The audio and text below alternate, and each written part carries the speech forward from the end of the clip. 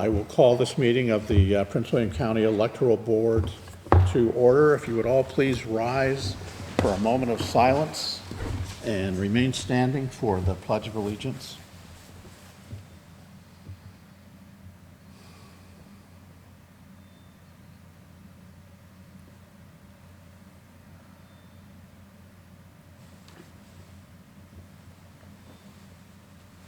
Thank you.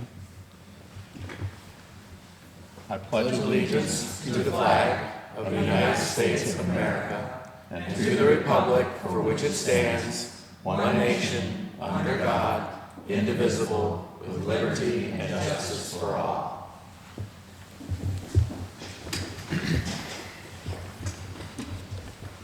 Thank you all very much for being here today.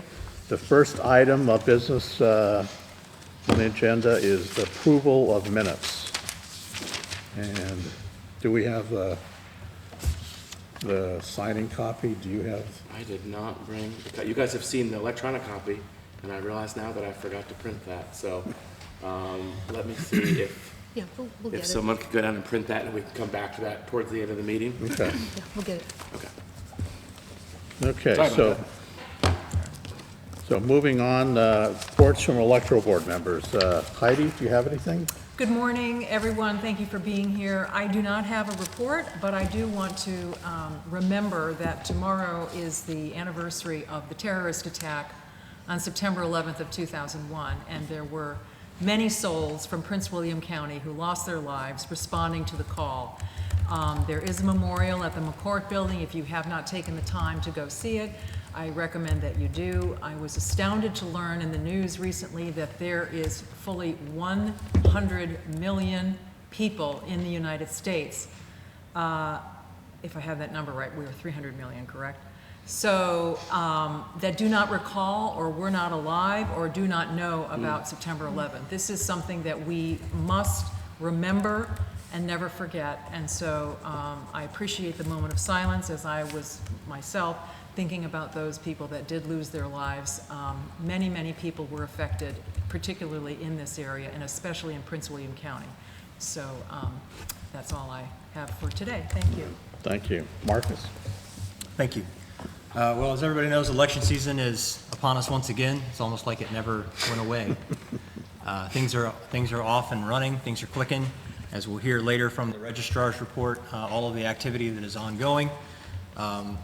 Logic and accuracy testing that occurred last week, I had the privilege of going and observing that and was once again impressed with the level of professionalism and efficiency by the staff members who were conducting that. I had some good cordial interaction with authorized representatives that were present, and some recommendations came out of that the board will take under advisement. I saw a report that was submitted by one of those representatives earlier. I think it was yesterday I first saw it. And so we're always interested. I mean, any good organization is committed to continuous process improvement. So anything that can and should be better, we're always interested in that. So it's not to say that everything that is suggested will be implemented, but we certainly want to hear. And if it's a good suggestion, then that will definitely be taken under advisement. And looking forward to a good election season. And as always, committed to safe and secure, fair and transparent elections to the best of our ability. Thank you. Sir? One comment I wanted to make. So the last month, the U.S. Citizenship and Immigration Service changed its policy about voter registration at naturalization events. As far as I can remember, for decades, outside groups like the League of Women Voters, other nonpartisan groups, were allowed to participate at these ceremonies and provide voter registration services for these newly sworn-in U.S. citizens. Well, so last month they changed the policy prohibiting any outside groups, including the League, from doing this. And so now the only entities that are available at these naturalization ceremonies are state and local election offices. And several years ago, I had the opportunity, there was a ceremony out at the Hilton Performing Arts Center, and there were close to 100 new citizens that were sworn in that day. And our office worked with the League of Women Voters. We were there, and after they came out of the auditorium, we were there to help them register to vote, one of the most important responsibilities and rights that they now had as a citizen. And so I'm disappointed that the agency has taken this position, but I think it's incumbent upon all election offices now, including ours, whenever there's a naturalization event in Prince William County, I believe we have an obligation now to be there to provide voter registration services. Otherwise, no one else could, everyone else has been shut out of the door. So that's the only comment I have. Next is we have a special recognition. Okay, so today we want to recognize one of our employees, Cynthia Martinez. She is unaware of this up until now. I told her she needed to be here at the meeting today related to mail voting, which probably made her nervous that I was going to call on her today, or the board was going to ask questions of her. But it's actually what we want to do is recognize her significant contributions to the county and to our office. Cynthia has been here for 30 years, and from the day that I arrived here, which is just a shade over 4 years ago now as I complete my one election cycle, I had a lot of conversations with Cynthia and all of the team members, but Cynthia really exhibited a tremendous amount of knowledge about what she does. She's incredibly dedicated to the Virginia Code. She knows it inside and out, and she was someone coming in who had more of a background in election operations and election officers. She was someone I really leaned on in my early months and first couple of years here to provide expertise on the mail voting process, and she has always been someone that has been making sure that our office is following the code, but also that our voters are being served both here and abroad. So we have a plaque for her today. Keith, if you'd like to, Cynthia, I know she loves the spotlight. If she could come up here, we would want to applaud her.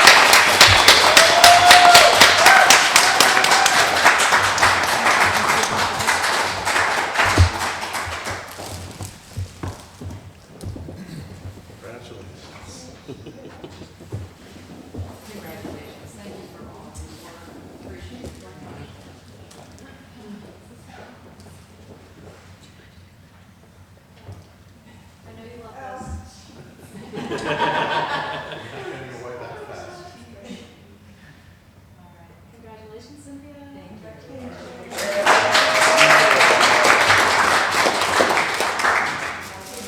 Very nice.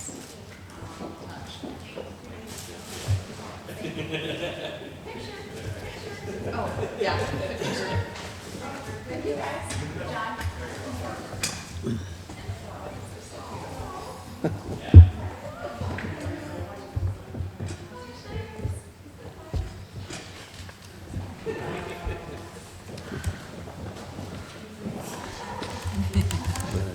Yeah, let me second Eric's comments. Cynthia has really been, she's been the constant throughout several registrars, several numerous elections, and she really is, an incredible, intelligent person, knows the law and works well with people, and we, as someone who's been here even longer than I have, I really want to second Eric's remarks and thank you very much, Cynthia, for everything you've done for us. So. Thank you. I really enjoy everything I do, and I especially enjoy my That's my favorite. All right, great. Thank you. Yeah, as evidence of that, Keith, I know a few months back, Cynthia had forwarded me the email that she had that was some email from someone on staff saying, we have a new board member, Keith Scarborough, who's going to be coming on to the team. And to which I thought, oh, we had email back then? So, I think you have a anniversary coming up maybe next year here as well with the county. So, but thank you to Cynthia. Yeah. All right. So we are moving now to the General Registrar's report. Okay, so a few topics today. I wanted to note a few things off the jump here. I did, Chris Shorter, the county manager, has a podcast and YouTube show called Shorter Topics, where he talks with different directors and county leaders about their area of expertise in the county, whether it's schools or voting or whatever it might be. So that's available as of the start of this month. It was a really nice conversation. Chris does a great job with it. And not only is it interesting to listen to, but I think it kind of gives you the audio version of the voter guide and tells you all the key deadlines and options for voting, whether that's early voting or curbside options, whatever it might be. So that is out and available. You can look it up either on YouTube or if you have a podcast app, it's available there as well. Then the other thing was 2 different times since our last meeting, I've gone down to Richmond to be the representative for VRAV, which is the Voter Registrar Association of Virginia.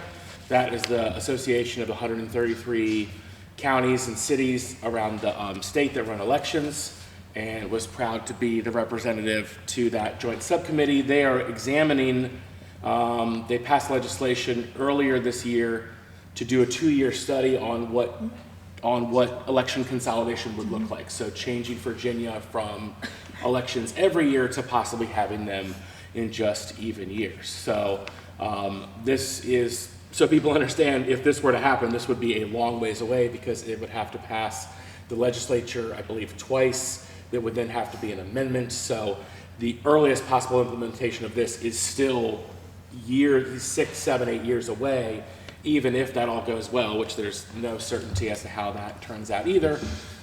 They might study it and decide this is maybe not the best idea, I don't know. But we were just there to be a resource.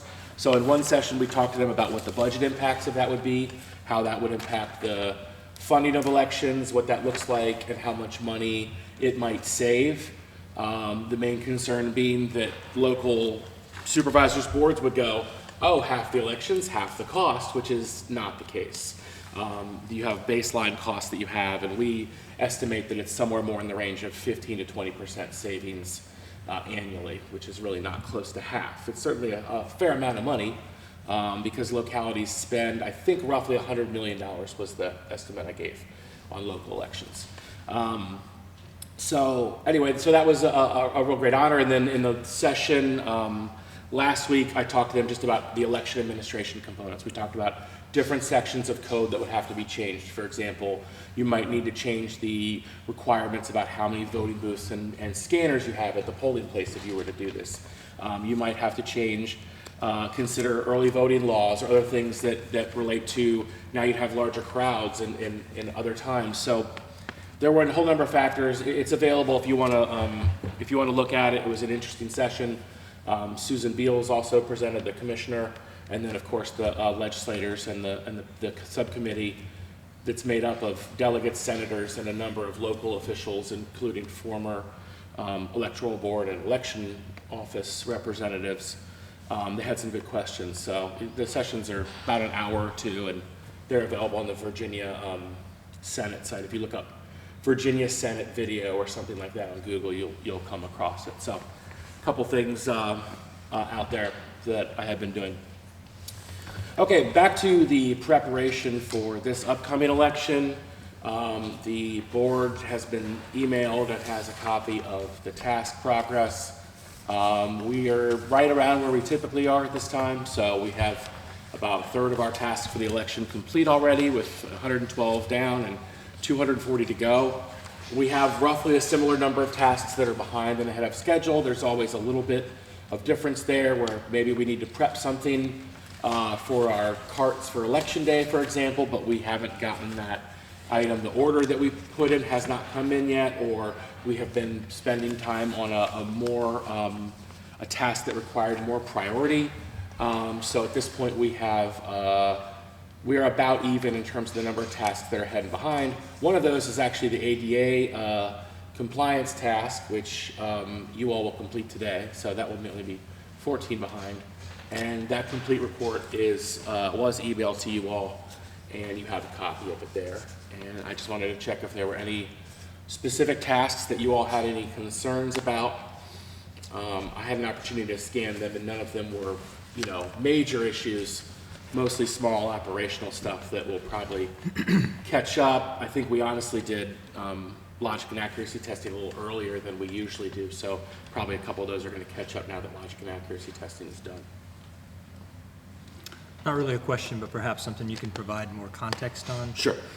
Very last page, it's a completed task, the absentee polling all no ID ballots for provisional. So absentee ballots continue to get a lot of scrutiny, and I think there's a lot of misconception or lack of knowledge of what goes into how we prepare for those absentee ballots. Yeah. So I think there's a perception, at least in some circles, that that absentee ballots can be exploited, and they probably can in some ways, but some of the safeguards that are in place, this being one of them, limited voting privileges for people who don't have who have a history of not having an ID, right? Can you explain that? Yeah, if you're an inactive voter, you can't Right. receive a mail ballot, as an example. Is it referring to the federal elections? So it Yeah, doesn't apply the for one, this yeah, election? the one particular task you're talking about, Marcus, there's a few of these tasks that are only specific to certain elections, so primary elections and general elections and federal elections have tasks on here. So in that case, the one you're talking about, just, we're not in a federal election, so it's not something that we're gonna be required to do after the election is over. But that is something that happens regularly for the federal elections, right? Yes. So if somebody is on an inactive list, they are ineligible to receive an absentee ballot. Yeah. And that is something that is tracked. And Yeah, we track that, and then, one of the things that the state does each year is, Natalia will cover this in the voter registration report, but after the NCOA is completed and after we have voters that are shifted from active to inactive, the state submits a list to all the localities, and then we have to go through and make sure that those voters in Veris are modified so they're not, if they're on the permanent list to receive a ballot every election, they have to be removed from that list now that they're inactive. Maybe the new Veris will make that automated, which would be great because that's a very easy data function. But at present, they provide us with a report. We go through and update it and double check it, and then we know that our list is up to date. So, Good. Yeah. Now, I know, again, I'm not saying that absentee ballots can never be, that no one can ever take advantage of or exploit one, but I know at least in that instance, I just wanted to make the point that there isn't this indiscriminate mailing of absentee ballots, that there are some safeguards in place to make sure that ballots don't go to people who shouldn't get them. Yeah. No, I think a common misconception, and however you're voting, if you're voting early, if you're voting by mail, if you're voting election day, there is a one-to-one relationship with you and a ballot. And everybody only gets one ballot. So if you go to vote by mail, there are safeguards that you can't just come in and also vote in person and still mail your ballot in. And you all know from, when we have those, then we review those and we submit those to the Commonwealth's attorney if we think someone has actually attempted to vote, a second time. But in all those instances, we are catching those problems. And if we weren't, you'd have people that would show multiple votes in their, vote history. Yeah, regardless of what the method is, there are safeguards to make sure that you can't go vote this way or another way, in the same way that at early voting, the poll books have to be online, because we need to know that when somebody goes to vote at the DMV, that they can't then scurry across the county to the Haymarket and try to cast a ballot there, and that's why those poll books are interactive, so that it would block that voter, if a voter showed up there, it would block them from being able to check in and receive a ballot from the officers there. So, yeah, all those systems, it is constant vigilance to make sure that, that it can't be taken advantage of by people. And that's what we do, every day. Thank you. Okay, communications, we have a voter guide that's going out to 166,000 residences at the start of October. I think I have an example of that a little bit later on here. We're working on social media to generate interest and spread information to people about, when early voting starts and get people excited about the election. I have not seen a lot of, I know we just are coming off a presidential year, so the number of signs you're going to see around the county is obviously generally a fall off, but I haven't seen a lot of signs for the statewide election here around the county. I don't know if that's your observation. They're not allowed in my neighborhood, which I appreciate as the as the elections director. But we want to work with social media. We want to work with local media to help inform voters of those important deadlines of when and where they can early vote. And I'll get to an example of that voter guide in just a minute. On the ballot this election, of course, every ballot is going to have your governor's race, your lieutenant governor's race, and your attorney general race. Depending on your location, then, there is a House of Delegate race on your ballot. Though that is by district, and there's information on our website and on the state's website that let people identify what district is theirs. We do have some general descriptors on our sample ballot page for that. There are also special elections for the Gainesville supervisor position after the late Bob Weir to replace his position, and then there's a special election for the town of Occoquan, and those are eligible for only the residents of those particular districts or towns.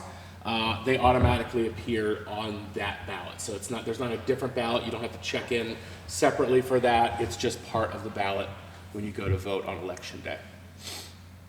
Eric, let me mention again, and so all of those people on the ballot will have a party ID behind their name. Yes. Except for the Gainesville supervisor race.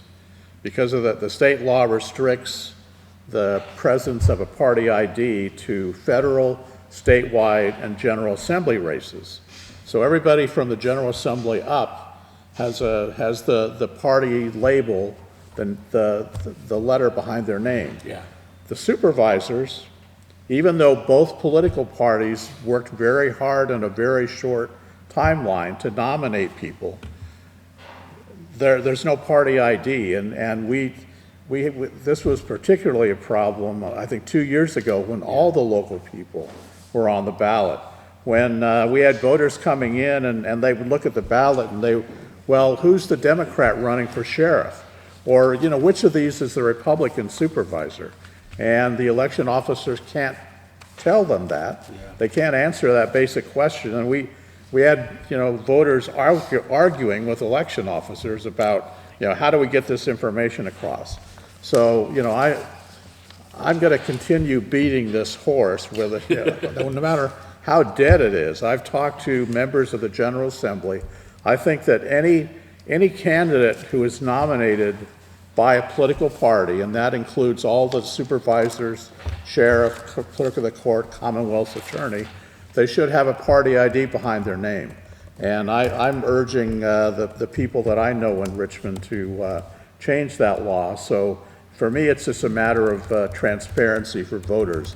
They should have the ability to understand which candidate was nominated by which party. So that's my soapbox. Okay. I mean, I'll certainly bring that up with the legislative committee at our next meeting for VRAV and see if that's something that I've heard mixed.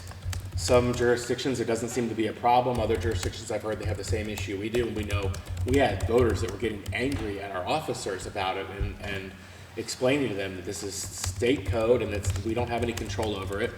But I do understand. Keith, are you saying your sort of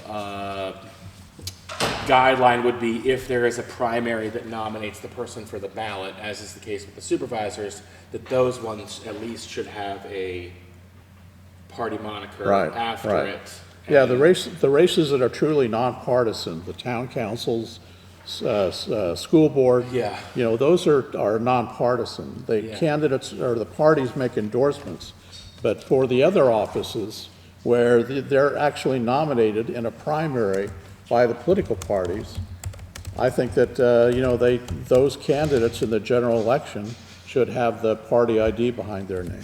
Yeah. Okay. Yes, I'd like to just add my voice of support for that, Keith. Yeah. Thank you very much. I agree with you wholeheartedly.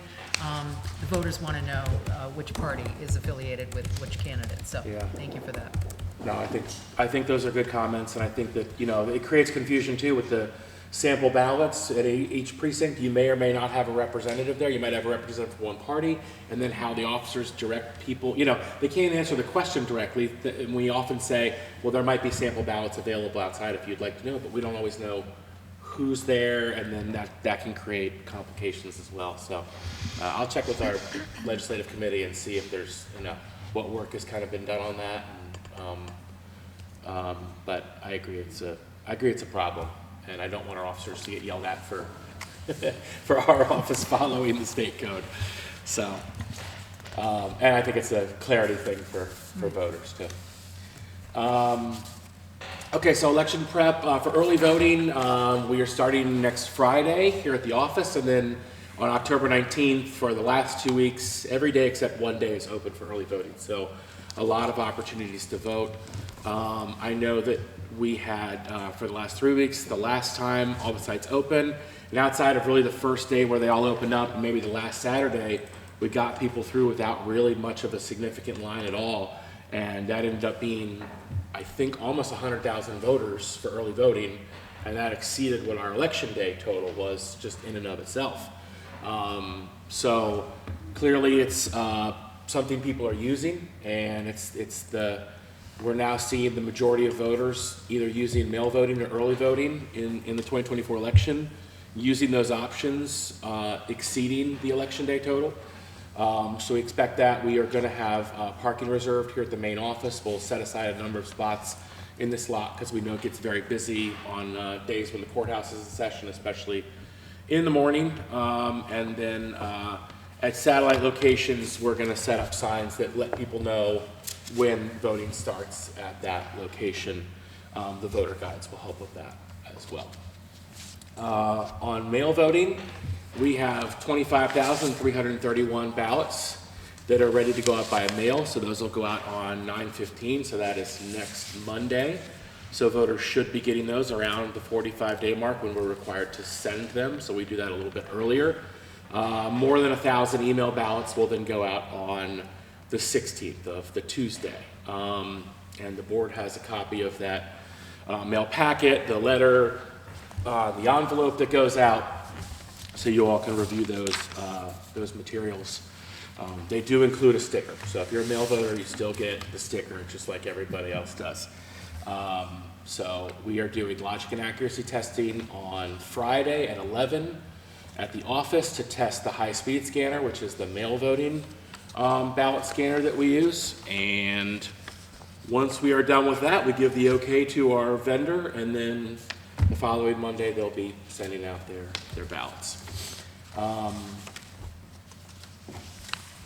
In terms of election officers for election day, we currently have 830 officers assigned. That is about 100 more officers than our staffing goal. We always try to start off with above the threshold of what we need, because as the election progresses, people get sick, they have family emergencies, they decide they're not available to work. Things just come up sometimes. And so we like to be overly prepared.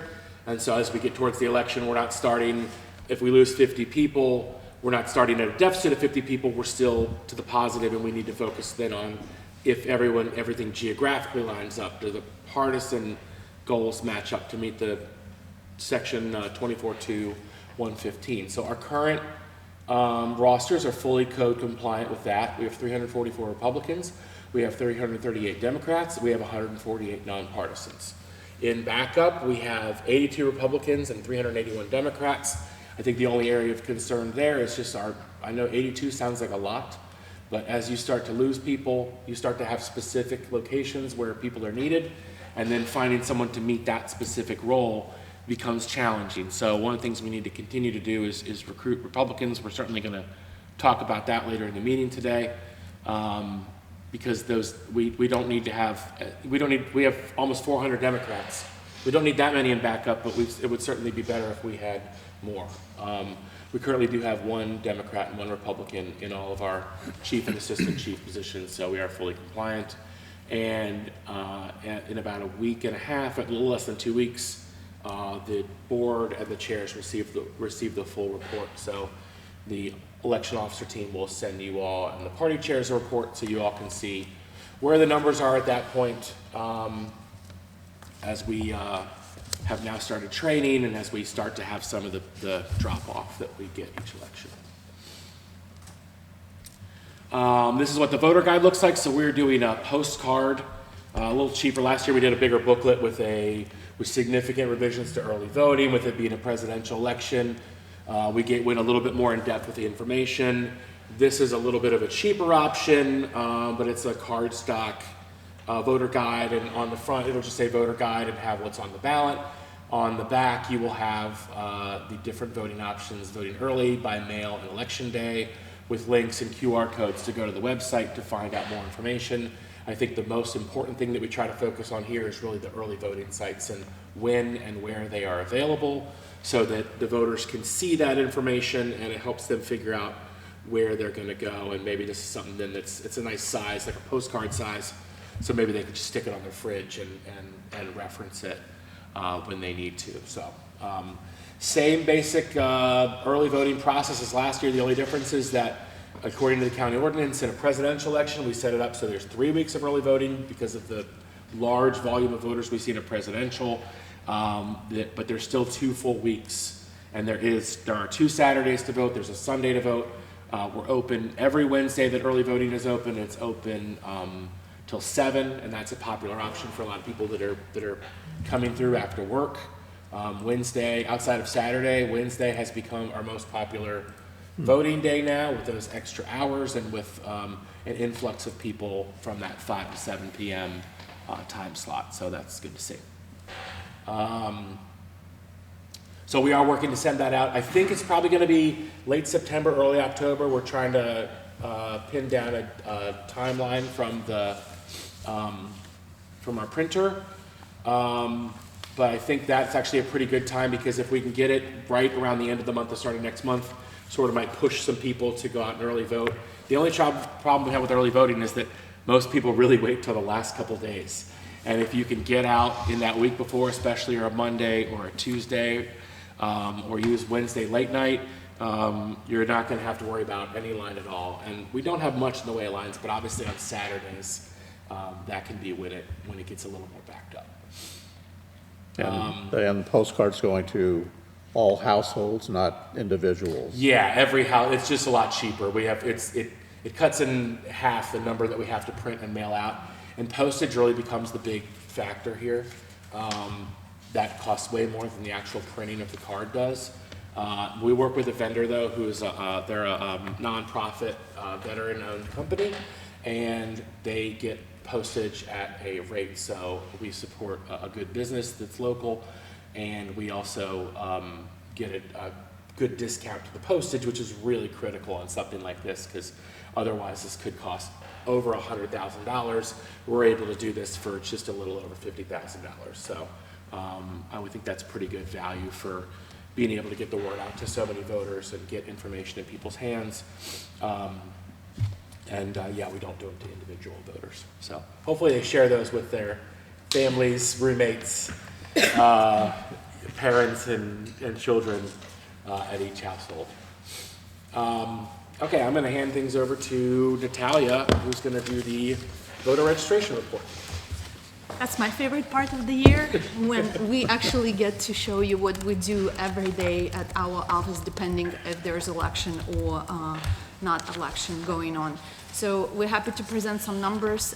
This is the numbers for 2025. The first graph that you see, and I believe board had an opportunity to look at this before. Everyone who is watching this, they also will be able to see it on our website at the later date, so you will have access to these materials as well. So the first graph is active versus inactive voters for, again, 2025. The data is from January through August. As you can see, they are pretty consistent with a few things. March and July, you can see the switch from active and inactive voters, and this is due to NCOA that the state has mailed out at that point, and the voters had an opportunity to respond or non-respond, and therefore 30 days after the NCOA was mailed, the voters are being switched from active status to inactive status. So you can see it here. So next graph I would like to share with you would be registration updates. Same thing, the numbers stay consistent, so there's few categories that you see here in your registrations: transfer in, transfer out, and name and or address update.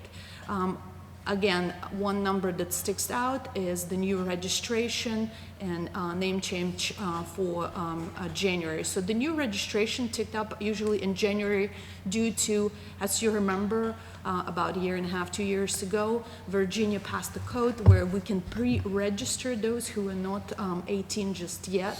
So they stay in our system. They're not eligible to vote, but we already have them pre-registered. So in January, our team goes through those registrations. It is not an automatic process.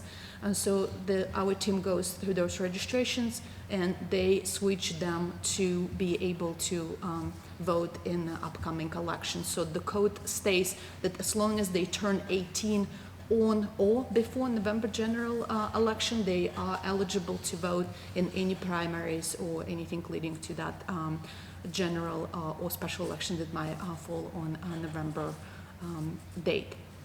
So the next graph is registration cancellations. This is something that Eric mentioned earlier with the mailing ballots and everything else. This is how we maintain our voter rolls, or actually I should say state does it. They actually have different programs in place that they do. We are just executing those. So we get monthly, weekly, depends on what it is, reports, and we are removing those who are no longer eligible to vote from our voter rolls. So you see the data for the move out of state, deceased, felony, and cancellation of inactive. So that is something that happens only after federal elections. And you can see on the bottom there's a code attached to it. So after 2 federal elections, those who've been in that inactive status, they get canceled by state. Thankfully, this process is automatic process. So we just get a report and we are obligated and required to publish that on our website. So list of those who have been canceled due to inactivity is also available on our website. Last thing regarding the voter rolls I would like to share with you is confirmation mailing, or we call it NCOA, National Change of Address Program. So just to remind for those who are not aware of that, we do mark or flag people who might have moved or no longer reside at that address in our system. Then state pulls the report. They identify those who need to be mailed a confirmation notice. So it's done twice a year now. It's just recently changed about a couple of years ago, where it used to be only done once a year. Now state does it twice. As you can see, in February, the state, it is done strictly by state. However, responses do come to our office. So our office handles the changes or cancellations, or sometimes forwarding those notices to appropriate jurisdictions if that's the case. But as you can see, we received, or we actually mailed that many notices for in-state and out-of-state voters. When the person is identified that they moved out of state, again, per code, they receive 2 notices. One notice goes to their residency address in Prince William County, and other notice goes to out-of-state address, trying to, accomplish that address change goal. So a couple of things that I mentioned, all those 4 or 5 graphs that you saw, that's done by the state. Couple of things that our office does and encourage our voters. Sometimes we get a phone call from a resident stating, hey, I got a piece of election mail and this person does not reside in here. So our message to them, make sure you look in an envelope. There are directions, but please do return that mail as undeliverable. Refuse receiving that, and that is very important, because when you do refuse that piece of mail and it's an official election mail, mail, we're able to put them on confirmation mailing. The USPS also puts them as no longer at that address. That creates that confirmation flag, so we can start the process of removing. We cannot remove anyone from the voter rolls if you just call us and let us know that, or you want to report that somebody doesn't resign in there. There's a process in place that backed up by Code of Virginia. So once again, they're messaging on the envelope, and it says, if a resident, if a recipient of this mail notice no longer resigns at this address, see reverse, and there's a full description. Please write return to sender on the front of an envelope and place in mail. If uncertain, please call the office number, and it's provided in both English and Spanish as well. It is also on our, you can see the outgoing envelope on the right, that's a ballot envelope, so that notice is also right there on the bottom of that envelope for those who have questions or need directions on how to treat that particular situation. Besides that, of course, we do certain things to educate our voters, and you may have heard of some of it. So we do have a How It Works series on our website that actually walks you through the whole process of what voter list maintenance is, what it is, like what it takes to be removed, how people get canceled, who are active, who are inactive voters. Again, that is available on our website.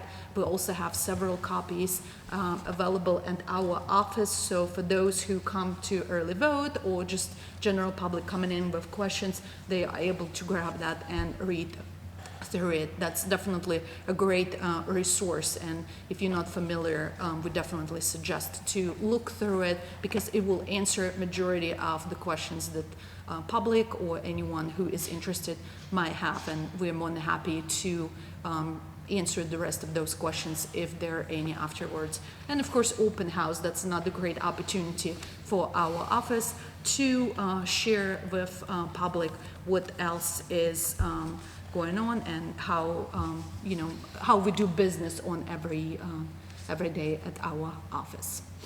So if board has any questions regarding any of the numbers presented, or Do you know off the top of your head how many absentee ballots are returned to the office because the person no longer resides there? it depends. It depends on the election, but yes, we do track that number. So if that's something that you're interested to see after this, after the first mail out, usually within first about 2 to 3 weeks, right, we receive majority of those undeliverable ballots. We do track them. Actually, we have a really amazing system in place where we, first of all, we input it in our database. We also collect that undeliverable, the undeliverable mail comes with usually the Dixie saying what the forwarding address is. So we have a template. We create a letter to that voter with that particular forwarding address, because the ballot cannot be forwarded. Has to be returned to our office. So we create a letter, we mail that letter to that address to let them know, hey, your ballot came undeliverable, seems like you have moved, please complete your cancellation of voter registration. So we get quite a few returns. I mean, it's been very, very successful, but yes, we can definitely report those numbers after, like I said, first couple of weeks of when we mail out. Because that's kind of the flip side of the same coin that I was mentioning before, the downside of this, right? While there isn't this indiscriminate mailing of absentee ballots to people who shouldn't get them, it is possible that an absentee ballot could be sent to somebody who no longer lives in a particular place. And so therefore, I think the concern for people is what prevents whoever is at that address from just filling it out and sending it in. So if it goes to someone at that address, what would happen is when it comes back, we would look and see if this person got sent a ballot in the first place. Yes. And that would be a red flag right there. So there'd be a process. So we would know if that person got sent a ballot or not. Yeah, but what I'm saying is it actually, we thought we sent it to that person because Yeah. we thought they still live there, but they don't. Yeah. And the person who does live there didn't return it as hey, that person doesn't live here anymore. They just filled it out. Well, they would have to, remember, there's a required box, a required information box. So Yeah. let's say you received the ballot for John Smith, you decided to fill it out, but do you know all information that you need? and there are security as far as like, your required information, full name, registered address, you gotta have last four digits of the social security, you have to have a year of birth, you have to sign it as well. So when we receive that, we will look at those identifiers to make sure everything matches in our system as well. So basically at that point, if somebody does that and they have all that information, they're committing a crime. Which So is you're comparing signatures on file with one that, we do not compare, Virginia does not compare signatures. We only compare the required information such as the year of birth. Yes, you do have a, But it's still a one-to-one though. So example, Keith and Marcus both request a mail ballot, Heidi does not. Marcus doesn't get his ballot, it goes to Keith. Well, Keith did request a mail ballot, so if he sends one back in and he puts in his information, then it's gonna come back to us and we're gonna say, okay, well, Keith did get a ballot.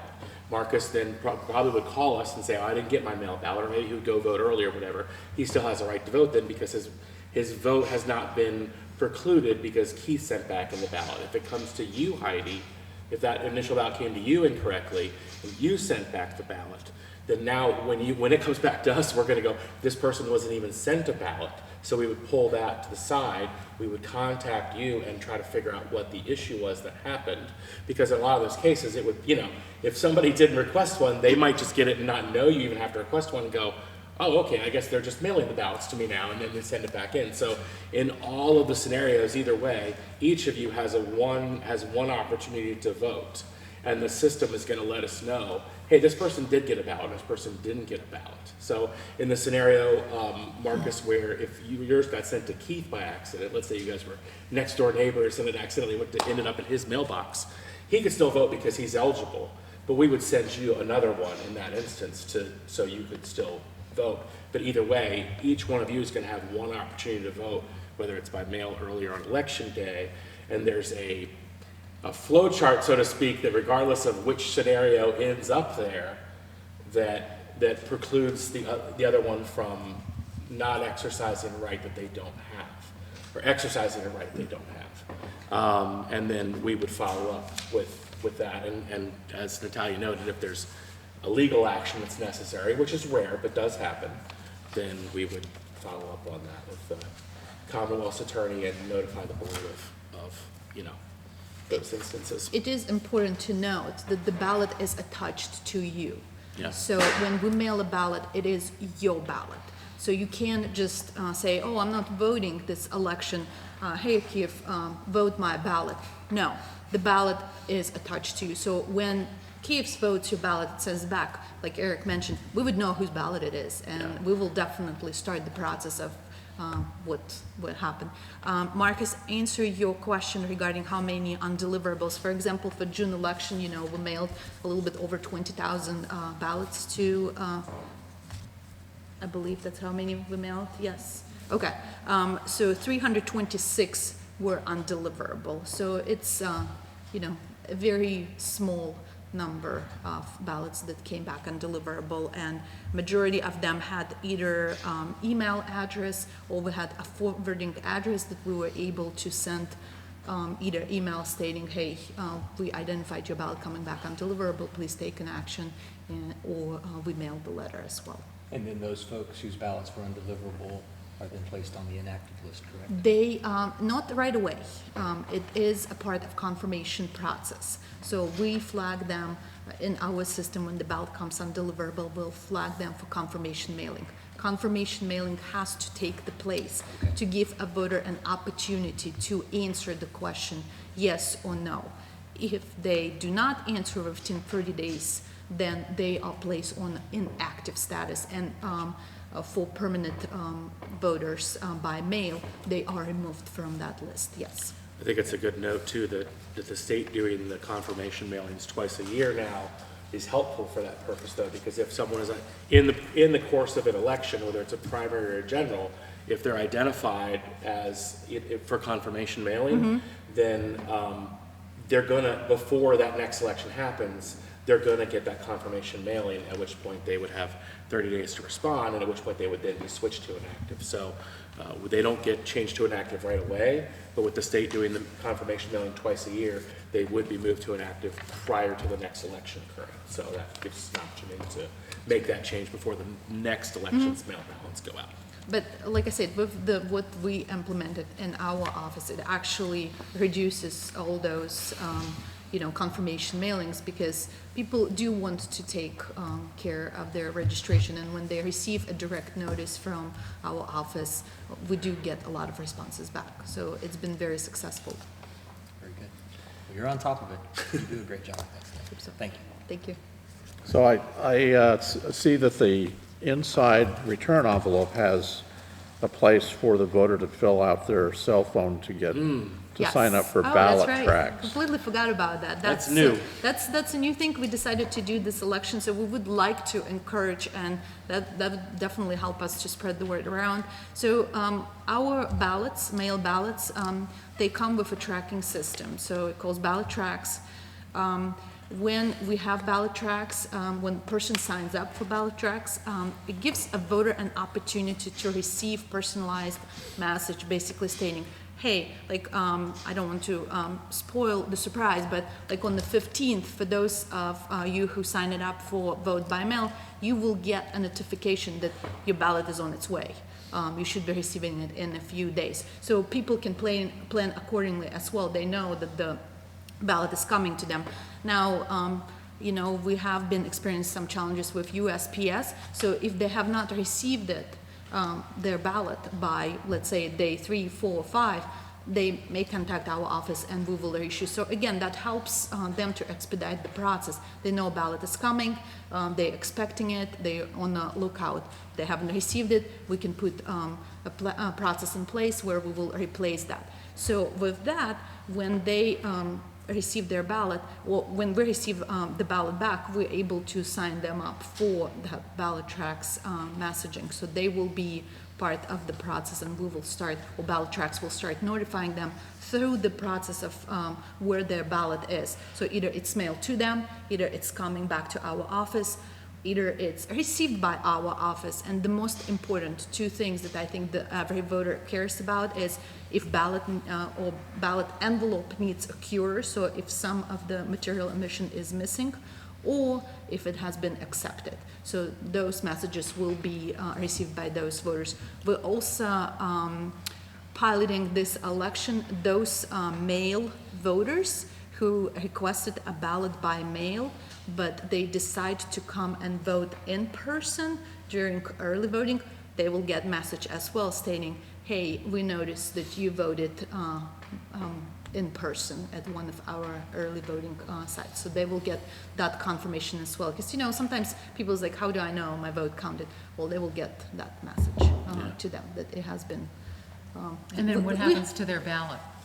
Which ballot? The one that was mailed to them when they decided not. It's invalid. I mean, it's no longer a ballot for us because we only can accept one ballot. So our record states we have a ballot, for example, was received in person. So that mail ballot cannot be used. Again, the ballot is attached to the voter, so we know that ballot is invalid. Can't be reused or anything like that. What is the difference between the envelopes, the yellow, the green, and the pink? Oh yeah, that's a very great question.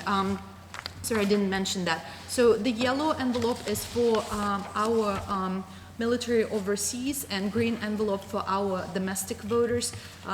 There are differences because military overseas, they're not required to complete as much information as your regular domestic voters. And you will see it in the required information box that it's just slightly different.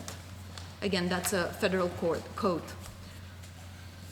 I think one note about the color system too is that all of the Northern Virginia counties kind of coordinate on what the different colors are, so that it makes it a little easier for the Postal Service and for us to see when we have a ballot coming back. If there's one that doesn't match the color we expect, we can go, oh, that's a Fairfax ballot, because every once in a while the Postal Service does make a mistake, and we coordinate to get those localities their ballots, just like they do that same coordination with us. But it's something that helps us to recognize that more quickly for processing, and also something that helps the Postal Service to know, okay, this color ballot goes back to Arlington, this color ballot goes back to Prince William, this color ballot goes back to Falls Church. So that's something that we I think there's a couple overlapping colors. You run out of colors after a while with several different envelopes.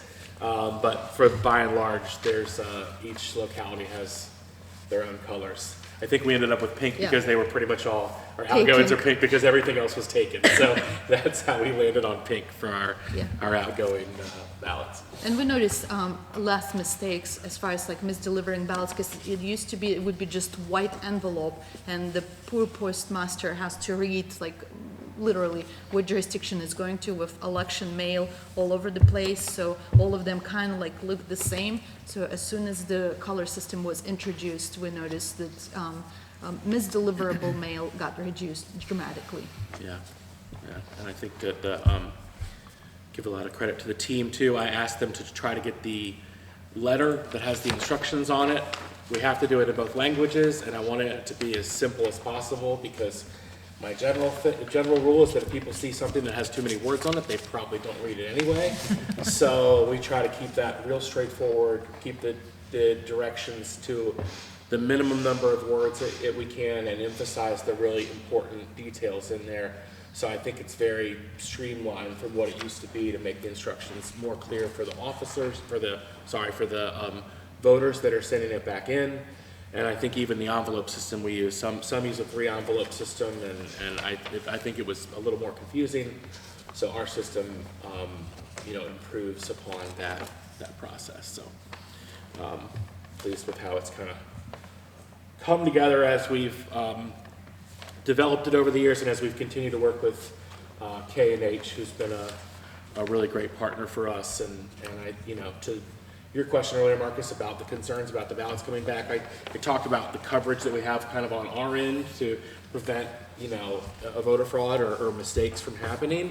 I think that what Natalia talked about with ballot tracks is really important, because if you're a mail voter, you can know exactly where your ballot is every step of the way, and that way you can contact our office, and those texts are all automated. So it's a great tool for voters to be able to use.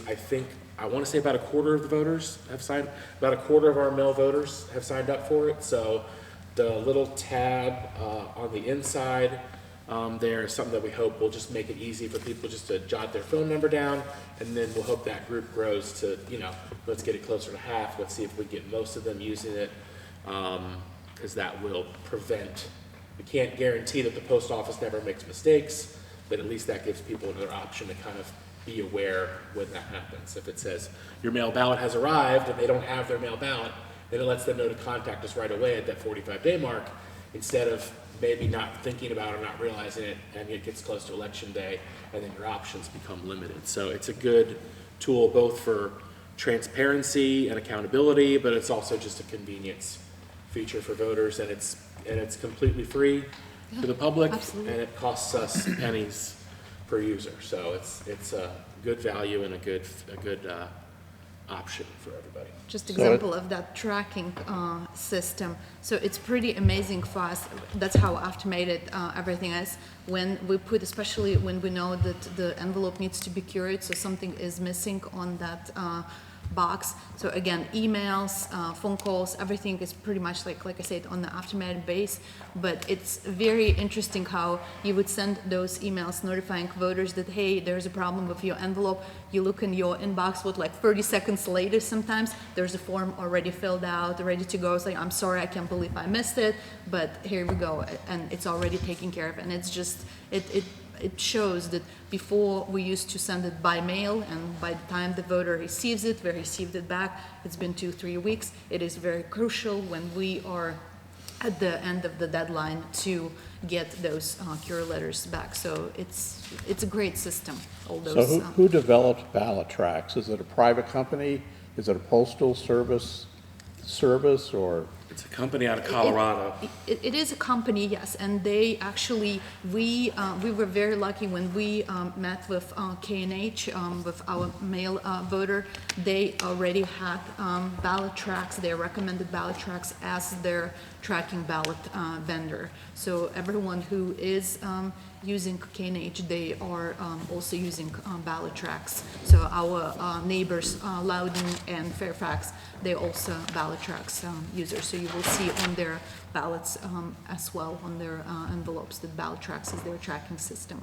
Yeah. And I think ballot tracks is really the premier service. There's a couple different companies that do it, but I think ballot tracks offers the most options, and their integration with our vendor is really phenomenal. And you know, if you're wondering why all these companies are out west that do this, that's because that's the place where they really started using mail ballots the most, likely because of the distances that people have to travel out there. So the companies that sprung up that are doing the best work in mail ballot work are predominantly in the West, in Arizona, in Washington State, in Colorado, and these other states that have really used this a lot for people that are, you know, if you're living on a ranch and you're 30 miles from town, then mail voting is a really convenient option. So that we work with a lot of vendors out there. Yeah. And again, for the ballot tracks, just to know more about it, I remember having an initial conversation with them, and that was in the process, like, you know, okay, do we do it, or how we're going to do it? One of the things that I think I was sold right away after they mentioned that, you know, on the administrative side, so myself, Eric, people who work in our office, they able to see reports of where the ballots are, not just individual ballots, but as a bunch.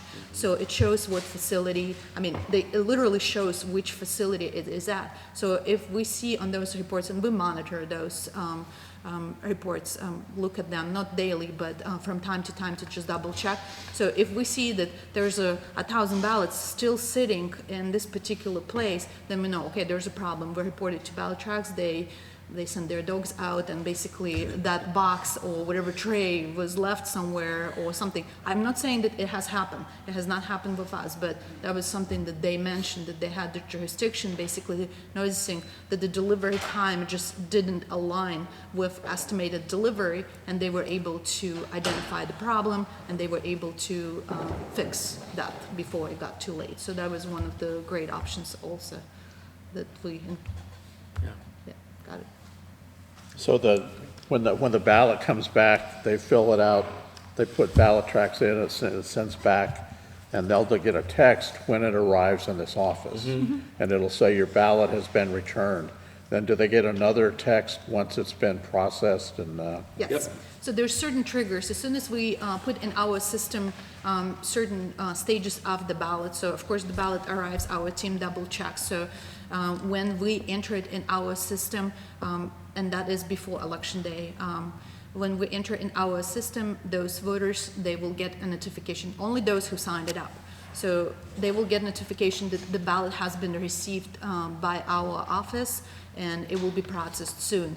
As soon as Colleen and her wonderful team takes it in this very room, and they pre-process those ballots, so they basically identify the person is eligible, they still resign, everything, all information has been filled out, and the ballot can be casted, and they scan that particular ballot on the machine. Again, we make that note in our system as well, and the voter gets a notification, your ballot has been accepted, thank you for voting. So that is the step. If something happens between the ballot received and ballot accepted, as far as there's some required information that was missing or something like that, or the ballot was damaged in the process of arriving to our office, like we can't, you know, maybe it got ripped or something like that, then we will, again, the voter will get a notification stating that there is problem with this particular ballot.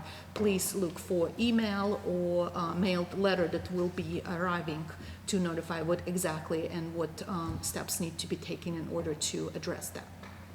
If a voter does not sign up for ballot tracks because they missed it or they don't understand it, can they sign up at a later time? Can they call your office? I'm just checking to make sure you got my ballot. Are you on ballot tracks? No, I don't know anything about that. Then could they sign up at that Absolutely. point and then go forward? Okay, so.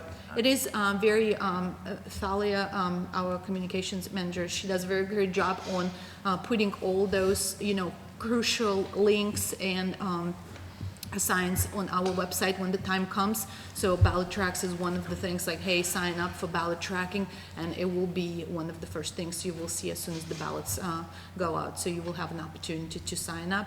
If not, I understand not everyone has a computer at home, or they just don't feel comfortable. Our team is always willing to assist, and anyone in our office will be able to either walk them through the process or help them to sign up, as long as they are willing to do that.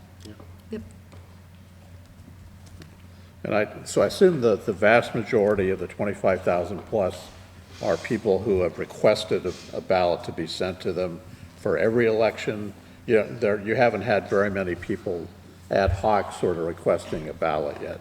Well, I know a lot of college students that you can only sign up for the permanent ballot list if it's going to go to your home residence address. So anyone that's going to be away needs to apply for each election.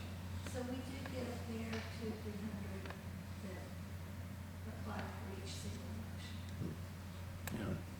Yeah, the majority of our ballots that go out for the election are going to be the people that are on the permanent list. But in any election, the group like Cynthia was talking about, or people that a couple weeks from now go, oh shoot, I'm going to be out of town, I better go ahead and apply for my ballot, we will get those on an ongoing basis. So, but the permanent list has really become the majority of the ballots that go out, or people that sign up for that list. So, and they seem to really like it too. Yeah. But we get good feedback on the mail voting process, and we get good feedback on ballot tracks. People seem to really like it, and that text confirmation. So it's a great service. And we hope that we'll get thousands more sign-ups with the little tab there, because that'll be an easy way to the add goal people. is to be even how many ballots we send and how many Yeah. people sign up for That would- tracking. that I would don't know be if we'll ideal. ever achieve it, but that's would the be goal. ideal. Yeah. Yeah, that'd be great. Very good report, thank you. Eric, one question that's on voter registration, like sort of a mega question. So in July, the Department of Justice sent inquiries to a bunch of states, including Virginia, saying, we would like access to your voter registration database. And there was a Privileges and Election Committee hearing a couple weeks ago where the commissioner said, we received it, we're preparing a response, we haven't responded yet. Yeah. So do you know whether, whether the commissioner has responded yet, or sort of where we are with that? I think I read something that was a report that as of a day ago, they had not responded yet. I think she said in that meeting that there's certain data that they're required to, provide and comply with, and certain things that were uncertain, and I think that they're probably going through their legal team and determining what is, what they're required to share and what they're not. So, but yeah, we'd have to ask the Department of Elections about that. But the latest I'd seen is that they're still formulating a response to that. Okay, anything else on voter registration? All right, think so. moving along to new business, appointing election officers. Okay, you all have a list there of 26 new election officers and 5 requests of currently nonpartisans who'd requested to shift over to Republican Party that had been approved. And that list is there for you all to appoint. And it was sent to the party chairs timely, and we did get a response. Mr. Chairman, I make a motion that we approve the list of new election appointments as submitted. Second? All right, any discussion? All in favor, say aye. Aye. Passed unanimously, so we're adding new numbers for Dina. Hopefully they're in the right precincts. Election officer initiatives. Okay, so sorry. We need a second motion to approve the officer changes from nonpartisans. I so move. Second. All in favor, say aye. Aye. Passed unanimously. Sorry. All right, election officer initiative. So talking a little bit, we've talked about sort of the election officer policy, and that has been periodically updated. We've also been talking about a few particular areas, both in the last few meetings and via email, about different things that are goals for the election officer program, which is, so one thing we've talked about is a performance plan and evaluating the precinct performance to make sure leadership is meeting important standards. So this is something that when I was in DC and other places that I've been, that we implemented a sort of a, kind of like a grade, like a report card for the precincts of how they're doing, what they're doing well, what they need to improve on. And it helps the officers to look at maybe things that they knew they could improve on, maybe things they didn't know, maybe to see areas where they are excelling. It's hard to put together this data in terms of some of the soft stuff, like how pleased were the voters. We do know that we're getting very good voter satisfaction ratings from our officers. So the Prince William County Community Survey that they do every 2 or 3 years went out, and the most recent one, we had a 94% voter satisfaction rating. That was one of the highest ratings of any activity in the county. Only, I think, the firemen for some of their services were the only ones that really topped us. So credit to them for the important work that they do, obviously.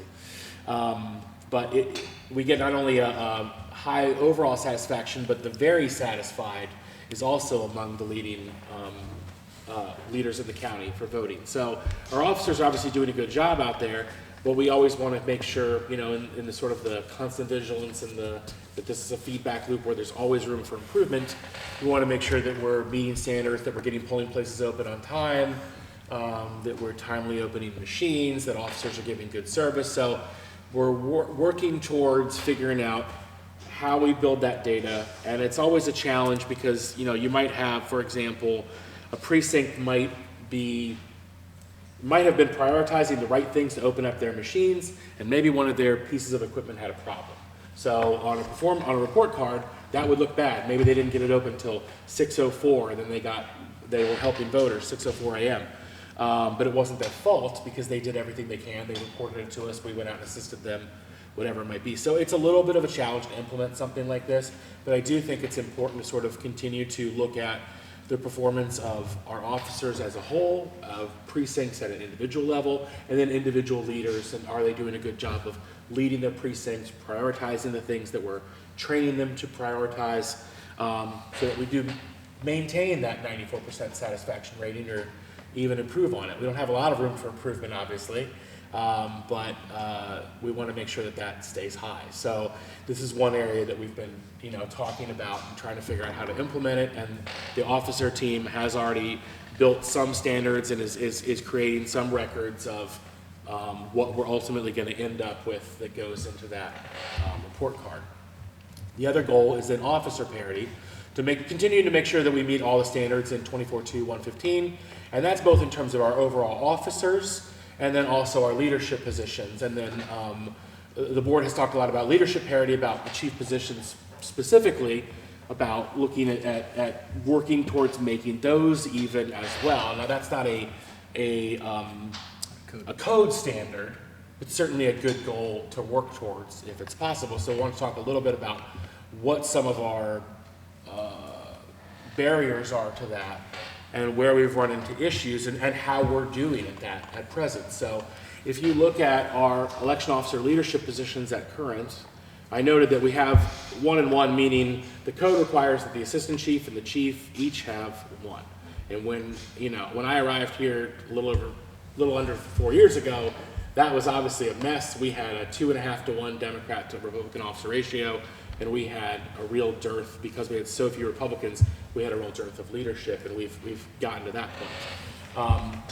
If you look at our county, and if you use presidential voting as sort of a barometer for which way the county leans, you had in the last presidential election about 39% Republican votes, about 57% Democratic votes, and then you had a few percentage of independent or third-party voters as well. If you break that down, then looking at our current ready officers, meaning the officers that have told us that they're ready to work this election, we actually see that representation is pretty close.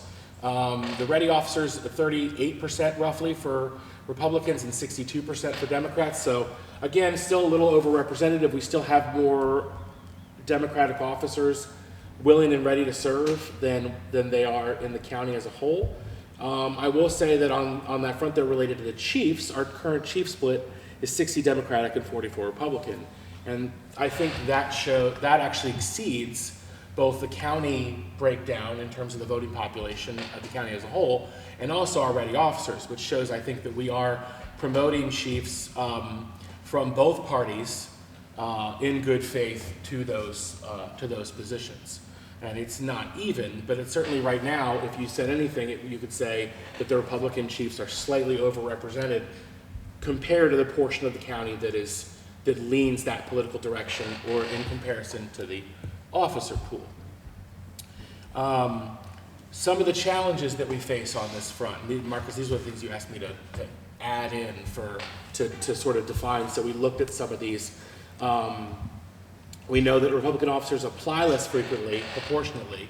So we have had, in our recent applicants, we've had 109 Democratic applicants and 42 Republican applicants. So there you see that the Democrats are exceeding the county percentage and the Republicans are below the county percentage. I will note that for both parties, we are seeing, and I've discussed this with other GRs as well, we're seeing an increasing number of people that are either true independents or that maybe lean towards a political party but would prefer to be nonpartisan officers. I think that kind of speaks to the sort of rancor of the day between the parties, and people that, I think, officers who generally say, you know, I don't have a horse here that maybe they vote one way sometimes, the other way other times, but they do want to serve. And unfortunately, the way the code is constructed right now, they're sort of third-class citizens when it comes to election officers, which is a little unfortunate in the sense that they really do embody what you want in an officer. So remedying that is something that's going to have to happen, I think, at the state level. And when I talked to the joint subcommittee on consolidated elections, one of the things we pointed out was that the code right now is pretty prescriptive and a little exclusionary towards some of those officers, and that maybe that needs to be re-examined by the state to ensure that we do have partisan balance and representatives of each party at the precinct, but that so it maybe isn't so restrictive, because we've been able to accomplish a lot here, and I think we're a Democratic leaning county, but we're not a severe lean like you might see in Arlington towards the Democrats or in southwestern Virginia towards the Republicans. In those counties, I don't know how they meet the code standards in those places, because they just don't have the numbers. It's just going to be, it was challenging for us, and it cost tens of thousands of dollars to make that happen. I don't know how you do it in some places. So we are seeing, though, sort of the Republican applicants falling off from what our county is. We're also seeing them drop off at a slightly higher rate, and there's a couple things you see here. You see, this is our total officer pool. We have more than 1,400 Democrats and more than 1,000 Republican officers. Now, not all of those are active or available for this election, but that's our total pool. In terms of the officers that have left, they've moved out of the county maybe they've just decided election work isn't for them, whatever it might be, the Democrats have left at about a 33% clip, and the Republicans have left at about a 44% clip. So we're seeing the ones that we have, which are already a little under on, we're seeing them leave at a greater rate. You'll also notice the nonpartisans leaving at a greater rate. And again, a lot of that is a consequence of some of these demands to be code compliant has pushed a lot of them out. So when that came around, the parties pushed towards making sure their officers are there, really pushed a lot of those nonpartisan officers out. So they're much higher than either party, because a lot of them have just said, well, forget it then, because either there's so many of them, and you can see they're the largest pool, they're larger than either party's pool. They either aren't getting included because we only have so many spaces for them, so it's going to take, if you have hundreds of them and you can only staff 50, 100, 150 of them in an election, it's going to take 3 or 4 elections for them to rotate through. So I think this shows that we're losing Republicans at a higher rate than Democratic officers, but it really highlights that the nonpartisans have really, like, that pool has really lessened.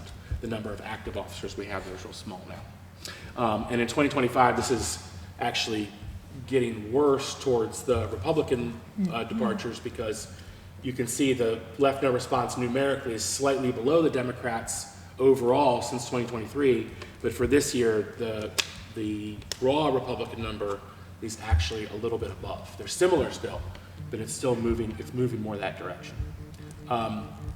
We are also getting the Republican officers that request to be Republican officers are getting rejected at a very high rate. So we have seen in 2024 it was at 21%, in 2025 it's been 34%, and the reappointment one was the officers that were reappointed at the start of the year. Those got rejected at 6% rate. Those officers had already been approved previously to work as Republican officers, and then were reviewed again and were rejected. So it's a real challenge in that we're already a county that has, we're already a county that's starting at a smaller percentage overall. We're seeing less applications. We're seeing higher drop-off rates, and we're seeing party rejections of those that are coming in. And I think, you know, we have achieved what we've achieved, and I think we can continue to do it, but we need more recruitment of new officers is really the key thing that we need to keep us kind of in parity. So I think what we've talked about for the election officer policy and making changes to that in the future was continuing to inch chief parity closer if it's possible, but again, going to the second goal here as party recruitment goal of at least 150 officers a year from the Republican Party, to keep at the level that we're at, which is again pretty representative of the overall county at the moment. We're going to need that recruitment goal to be met to cover those officers that we're losing, and you know, you're only going to get leadership people qualified for leadership positions when they've had an election or two to work. I know we looked at our statistics from the injunction that happened a few years ago after the lawsuit, and we noticed that of those 33 individuals they were already election officers, they were moved to assistant chiefs. Only about half of them only worked either that election or the next election. Only about 6 or 7 of those officers, so a little less than a quarter of them, remain active today as election officers compared to only a few years ago. So I think that demonstrates you really want people who are there because they want to work elections and they really believe in it, whether they're Republicans or Democrats or nonpartisans, but that forcing that doesn't get you to those long-term goals.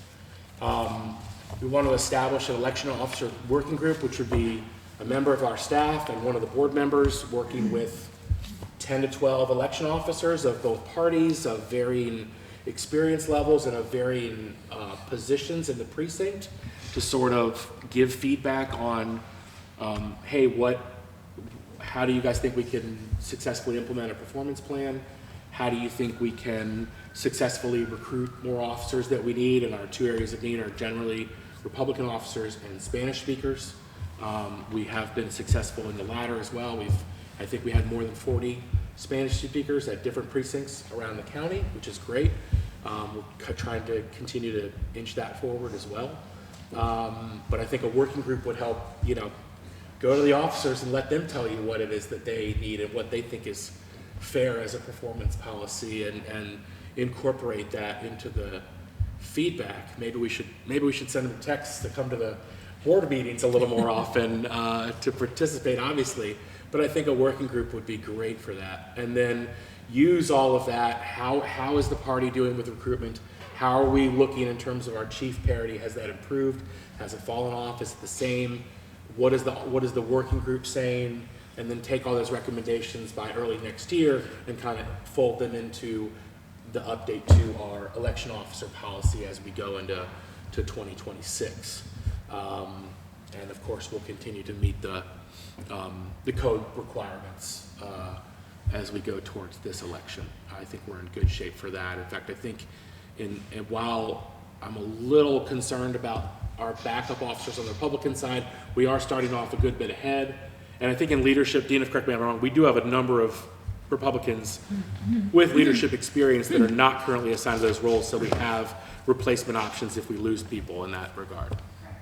Okay, so that's really good, because that's obviously a harder role to fill than just finding someone from a party that maybe could serve as an election officer. So I know that in addition, the board has a letter that Marcus has written that's coming from he and Heidi to the election officers to encourage the inactive ones to get off the bench and get in the game, to encourage the active ones to help recruit other people, to be flexible in terms of their assignments. What is it, Republicans roam? Is that our, that's the saying that they use there? Republicans roam.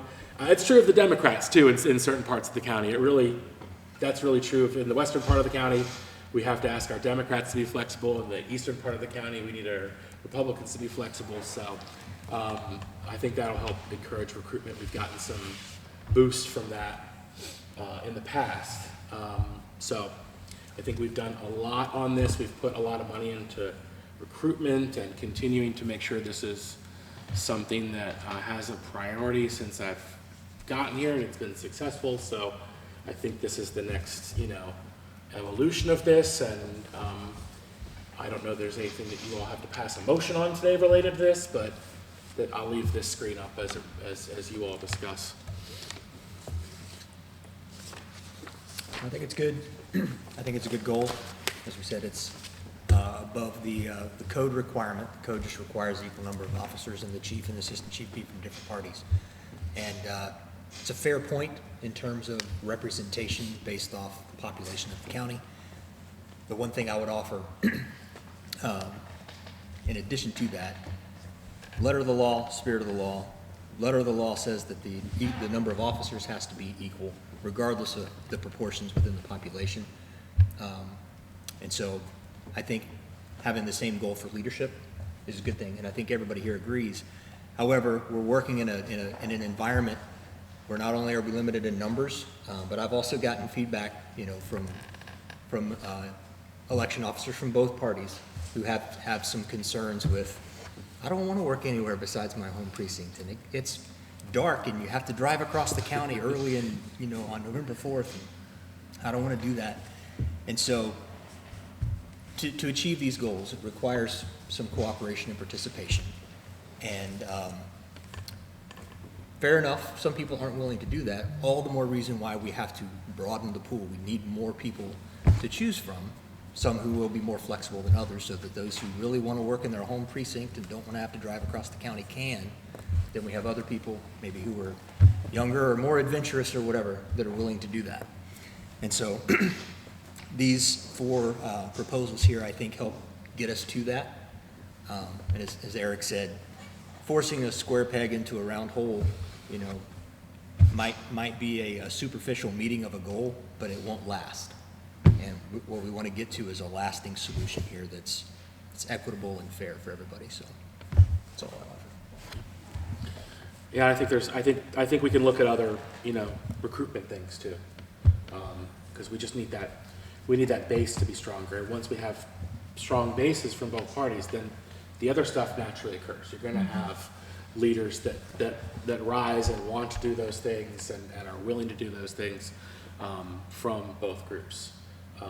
So We'll get there. Yeah, I think we can get there. I just think the first goal is get the base up so that we're drawing from a pool of not 80 backups, but 300 backups. And, I think since I've been here, we've gotten both groups larger, and all of the groups. We've really expanded our officer recruitment overall. And I think we're really close to, we've excelled where other counties have not, in terms of meeting the code requirements. So to go beyond that is always a goal of mine. We want to be the best and the gold standard for, elections in Virginia is always my goal. So. And as far as the recruitment letter goes, last round of edits from this morning, thank you. Yeah. I don't have any other further edits unless Heidi does. I would simply suggest that we add some kind of a date, not a specific date perhaps, but like September 2025. so that we know when this occurred, when Okay. this, went out. But other than that, I agree with all other edits and move that we approve. Excellent. So we will add that date, and then this should go out before the end of the week. Sounds good. Thank you. All right, ADA compliance report. Okay. So this is a compliance requirement, the state level, they modified this, I believe it was last year, the first year, or maybe the year before that, 2 years ago. Thank you, Brian. Brian's giving me the hand signals back there about that. So 2 years ago, they moved it so you have to do these ADA surveys every year to make sure that you're compliant with all ADA standards, so that, voters that have physical disabilities, make sure that there are power plates at the entrances that they can use, the doors aren't too heavy, make sure there are curb cuts so they can get up onto the sidewalk. And I think, in theory, we mostly use schools. And in theory, a school is going to be ADA compliant generally, but that's not always the case in the sense that we might have a route outside where we go around to the back of the building to go into the gymnasium or something like that, and we need to make sure that we either have an accessible route, mapped out for that, or see if we need to make any accommodations. So, and then of course there's the private facilities we use, which is a small number. I would say, I don't know, 85% schools, Brian, is that accurate? 80 schools. How many? 80 schools out of 100. Okay, 80 schools out of 103, and then 23 are a variety of churches and county facilities, and, we use McCourt and some other locations, some of which are obviously ADA compliant buildings, and some of which are older buildings, especially when you get to churches. Sometimes they haven't done any remodeling in 20 or 40 years, so they might not be at the same standard. So you guys have a report here, and I think for the compliance, we just need the board to acknowledge the receipt of the report and the plan, so that I can report to the state that we have completed this compliance process. And the board was sent this report that talks about the survey data. I think we're very compliant here, and I will say we get very few complaints about ADA compliance, and I've worked for jurisdictions where we had a lot of complaints about ADA compliance. And there's a number of on the 5th and 6th page of the reports that talk about what the temporary solution is in a few of these situations where there isn't a compliant location, or where there's a location that we're using in a way that's a little different than how it gets used on a day-to-day at the school, so that what we need to do, and it has the accommodation that we've proposed there, to either, secure a loose boards on a ramp, or provide a temporary ramp, or just some different things like that. So our operations team will make sure that those temporary solutions are in place, and we do try to work with the facilities too to see if these are long-term things that they can fix in a lot of cases. Hey, could you guys consider adding a concrete ramp to that staircase so that this isn't something that we have to deal with every year? Because generally, if it's something that makes us more compliant, it's also going to make them more compliant. It's a good service for whoever is using that facility as well. So we work towards permanent solutions when we can, but obviously that's a budget decision for the school or the church or whoever it is that we are interacting with. So if there's any areas of concern or question, we're happy to answer those. And Brian is here with us today. I appreciate all his work on these surveys. It's a lot of work that got added to visit locations and to work with all these facilities. And Brian is a fantastic communicator. And our relationship, I think, with the schools has just improved and improved and improved over the years with him heading up a lot of these projects, both on the ADA side, but also just working with our facilities in general. So I want to thank him for the excellent work that he does on this. And it's a he does a really excellent report on this, which you guys have received, so. Very well done. Out of 103 precincts, only 6 identified with minor discrepancies that can be fixed with a sign or securing a loose board, so. What's that? Yeah, exactly. So, thank you. Very well done. All right, I move we accept and approve the report as submitted and received. Second? Any discussion? All in favor, say aye. Aye. Passes unanimously. Thank you, Brian. Next is budget initiative. All right, budget initiative. So I'm going to talk about, had a meeting with the Office of Management and Budget, usually in the fall. I have a series of meetings with them to sort of discuss where our budget was, where our budget is, and where it's going in the future. We, in October, we have to submit our budget recommendations for initiatives for the coming year. There's a number to consider this year, and would like some board input on what that process is. So, for fiscal 25, we were a little over budget. We're about $230,000 over budget. That equates to roughly 5% of our budget for that year.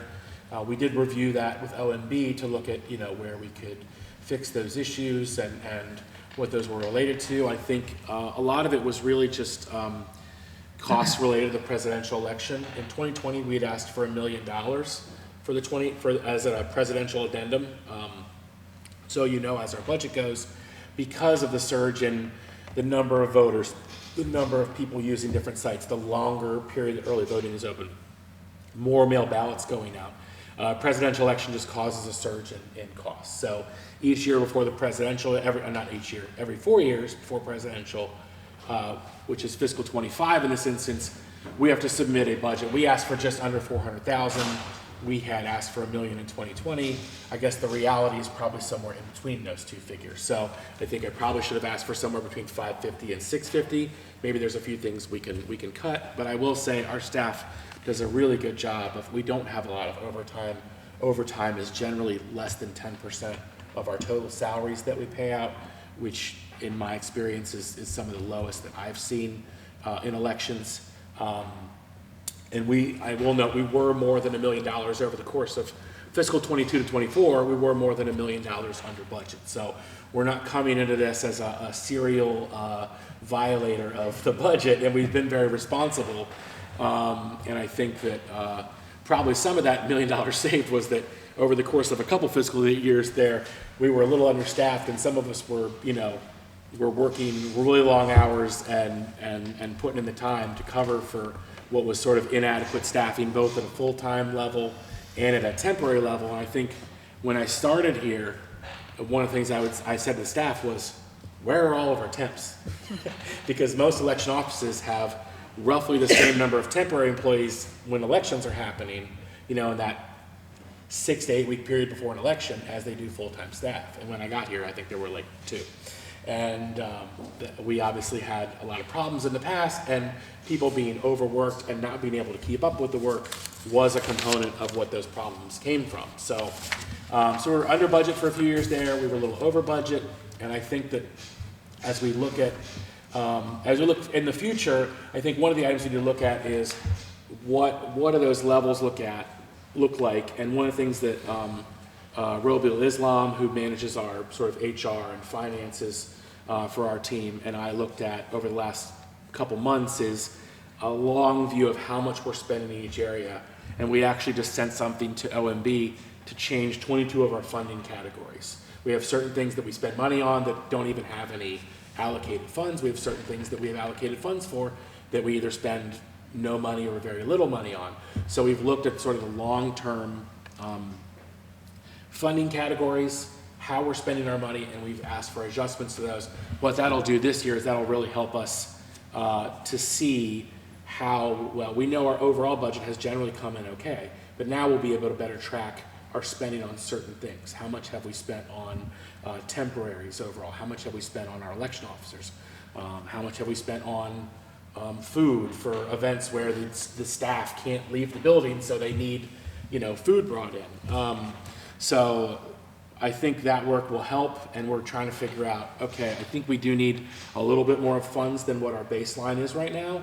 How much is that? How can we, keep that reasonable? So I think our team does a good job of keeping costs pretty low, but we want to look at that further. So in terms of this year's budget, we are purchasing, the big item that we got money for fiscal '26 was the $2.4 million for a new election system. So we're currently awaiting state certification of the Heart Vault system. That's our new one.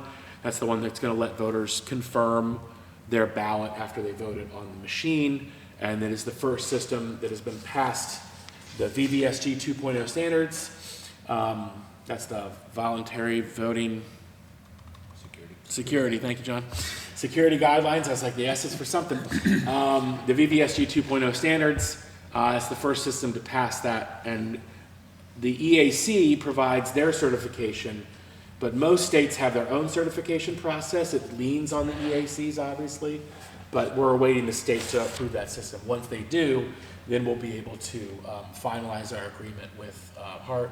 We'll be able to accept that equipment, and the hope is that they'll be approving that sometime this fall, and that by January we'll be able to accept that new equipment. So in the meantime, we are trying to finalize that agreement. We have to go through the IT department, the county attorneys, the procurement people, and there are a whole bunch of teams that look at that, and then we look at it as well to make sure it's meeting some of the state standards that we're required to meet. So we are on track to spend that money and get that new equipment.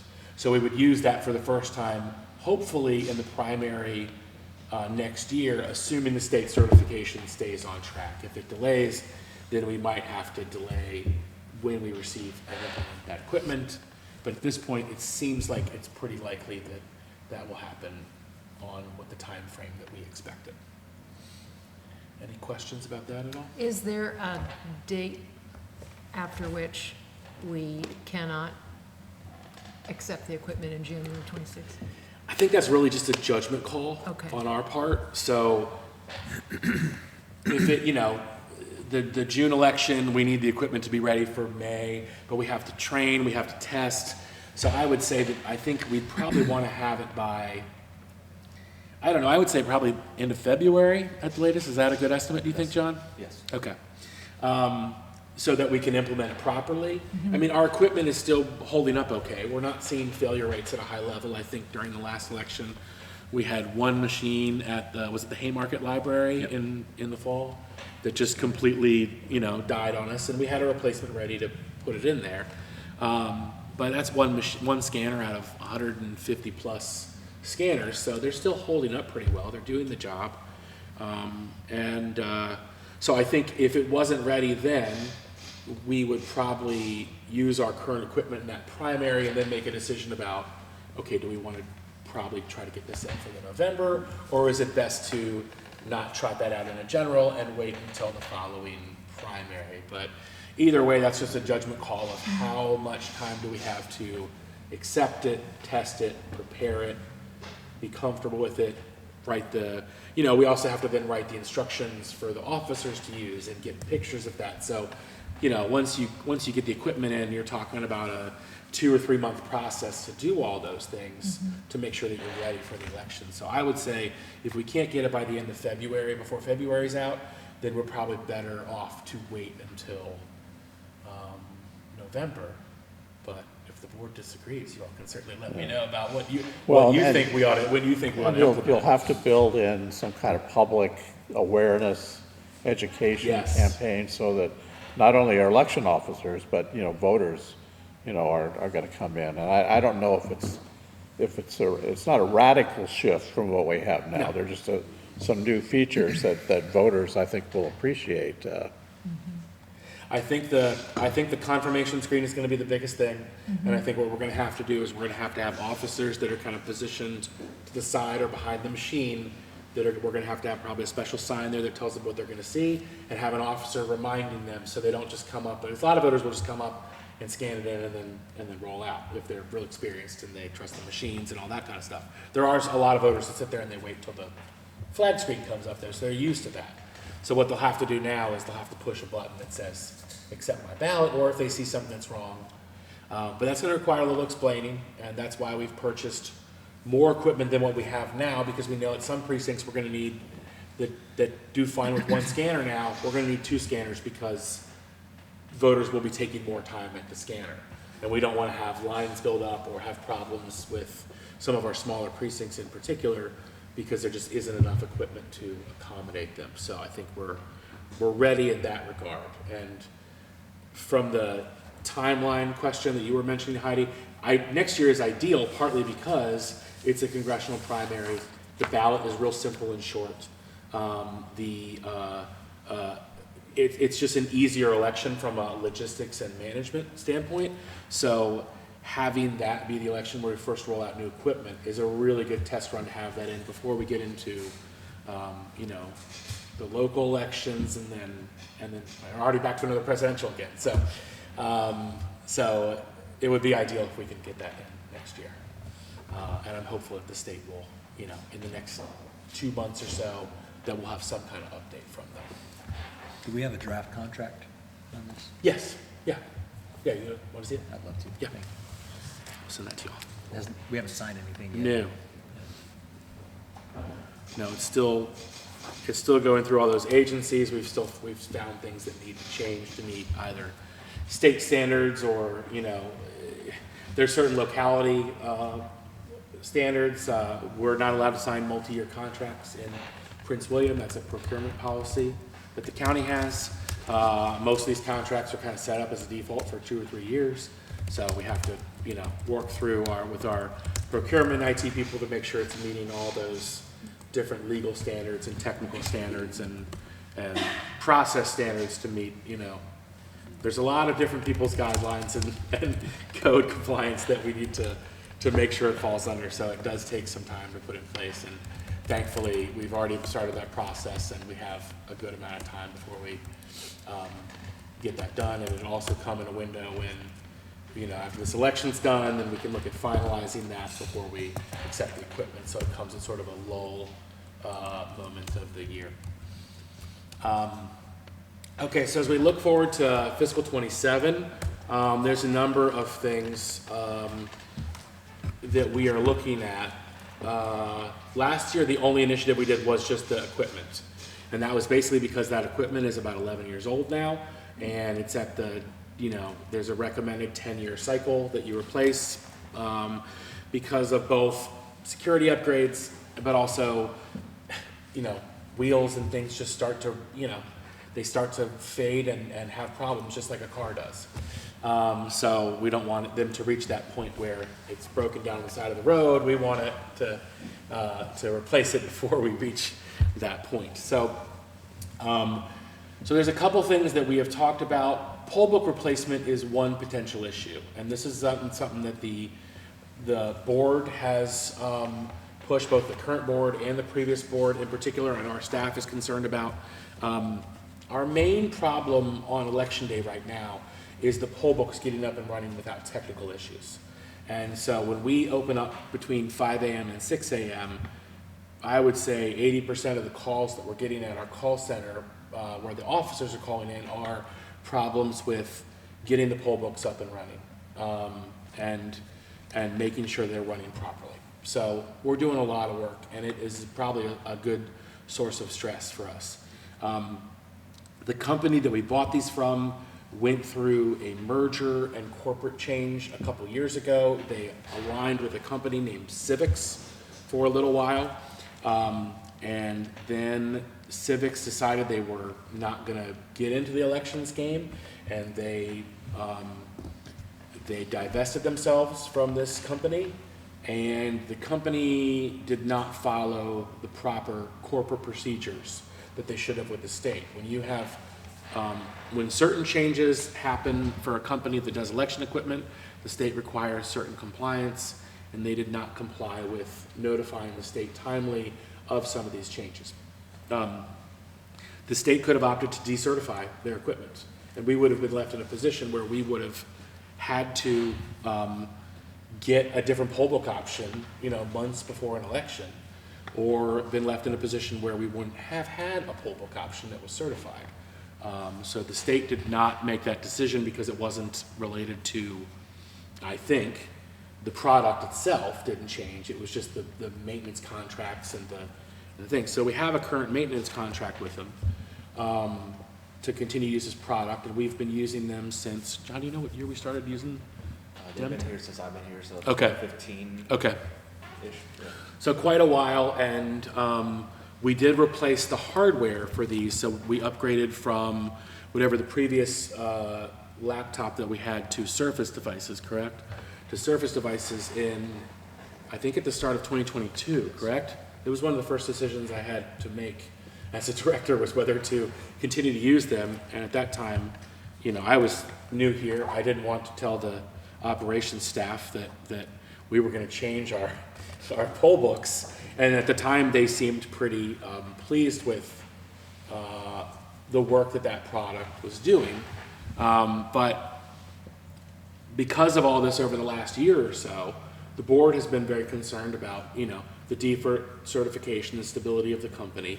And to be honest, a good portion of their clientele has shifted over to mostly, I think, No Ink tablets, which is the poll pad by No Ink, which is the only EAC certified poll book across the country. It's a product I actually used in Arlington and DC. DC was one of the first adopters of the poll pad. So in terms of the operational ability of the current poll books, they do the job on election day and for early voting. They're actually very good for early voting. And their on-demand ballot system is really well executed. But we have some problems with the opening on election day, where we've had some issues with the chips, the timing chips in them. And it just creates, honestly, a lot of headaches for staff, where when we go into election day, the one thing we're all worried about, everything is, the officers are good, the facilities, we have very few issues with our facilities at all, the polling places, our staff does a great job with that. And our ballot scanners, you know, we've tested them and tested them and tested them. They've seen thousands of ballots by the time we get to election day. But our poll books have had challenges, and then on top of that, there's been sort of this, you know, the corporate issues and some of that kind of stuff. So it's something that the last board talked about, something that this board has talked about, something that our staff has talked about. And we are looking to, if we can do it in time, we are looking to do a test run of the No Ink poll pads for pre-processing this year, so our officers can get used to them. John and a few staff went up to the Fairfax City for their special election yesterday, where they used the No Ink poll pads, and I don't want to put you on the spot, John. John wrote a report up that I can send to you guys. I didn't know if you wanted to relay anything about what you, I think there's some pros and cons that you saw. Do you want to relay anything that you noticed, observed? Yeah, I mean, overall, the election officers were very happy with the product. We actually have some of our election officers that went to work at that special election, and we talked to them since they've worked with both products now, and they were very impressed with the one they were using in Fairfax City. Yeah, I'll share that report with you all. Yeah, that would be great. So does it not have ballot on demand available as an option? They do have ballot on demand available as an option. It's, yeah, they do. Yeah, it's an option. I think that would be probably the one thing that our current system maybe does a little better, or works a little smoother. I think No Ink is still developing their ballot on demand system, and they have one that works. But we know ours works very well, so that would be the only area of, I wouldn't say concern, but just, it would be a little bit of a change for us. But I think the one thing that I noticed over the years working with them is it's very easy for the officers to set it up. You know, you turn the thing on, you open the polls, and it's ready to go. There aren't a lot of steps that they have to do, and I think partly there's just less hardware pieces for it. There's not a separate scanner. It uses the camera of they're all iPad based, which I think is the other thing that lends stability for them. They're all Apple products, and they're specifically designed only for that product, whereas a lot of poll book products are a software that then gets implemented on perhaps, you know, a tablet in some places and a poll book in other places. No Ink has always just used the iPad, and that's the only thing they use. They only have to be prepared for one operating system platform, and then if they can work out any kinks related to that, they're good. So Do we use ballot on demand at all precincts or just the central? just early voting. Okay. On election day we can't because, well, you could, but the ballot on demand is really useful for early voting because you need the poll books to talk to each other. On election day, you can only vote at your precinct, so the poll book is set up only with those voters in mind. You come in, you check in at that precinct, and if you're a voter there, you get a regular ballot. If you're not, then we're either sending them to where they should be voting, or they're voting a provisional ballot that you guys are gonna review and likely reject because they're in the wrong location. Anyway, this is not nearly the big ticket item that the election scanners are, but it's not chump change either. The estimate they've given us is somewhere in the range of 800 to 900,000. Based on what our needs are, it could be a little bit more, could be a little less. So it's about a third of the cost of what the scanners cost. And so this is one where I'm not sure what the best way to proceed is, and would really appreciate the board's, input on this and looking at this, because I think we should go ahead and put forward the initiative.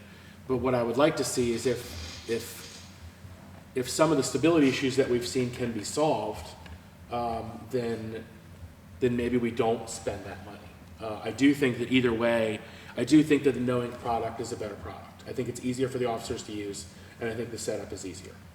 I don't think that the current Calvasier product is a deficient product, but it does have some technical problems that make it challenging for officers to use. It does have some things that don't dummy-proof against certain mistakes that the officers might make. I know we've seen that with the check-in, where someone checks in and then the officer thinks that they have already checked in, and it was that they just checked them in there. And John has worked with them to add a solution to that, where now the poll book will say the time and date they checked in. So if they think that person checked in previously, it's going to tell them, no, it was 1 minute ago when you checked in on the poll book. So they'll know that. So we have been able to mitigate, some of those things. And any hardware, software product you have to plan for how people are going to misuse it, make mistakes, and try to work around those.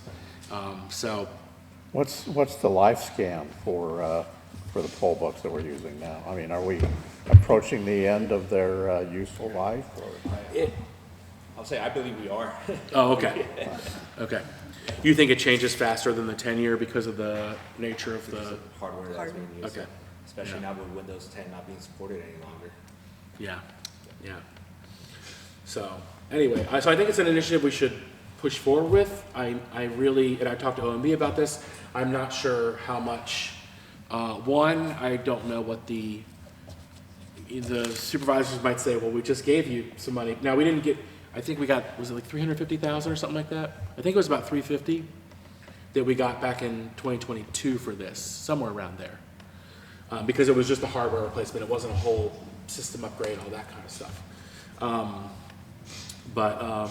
So I think this is one to sort of continue to monitor how our poll books are doing, and certainly if this is something that the board wants, then I think the board engaging with the supervisors to say this is something we feel like we need. And there's an argument to say our poll books have worked and they'll continue to work, and we'll look at this further down the road. There's also an argument to say I think our officers would have an easier time and the staff would be less worried about concerns at individual precincts on election day, and we can't afford as a board to look past this and should push for this money. And we would also then have the most up-to-date scanner system that the EAC has approved, and we would have the only poll book system. So we would then have the most secure election equipment that any county is going to have. So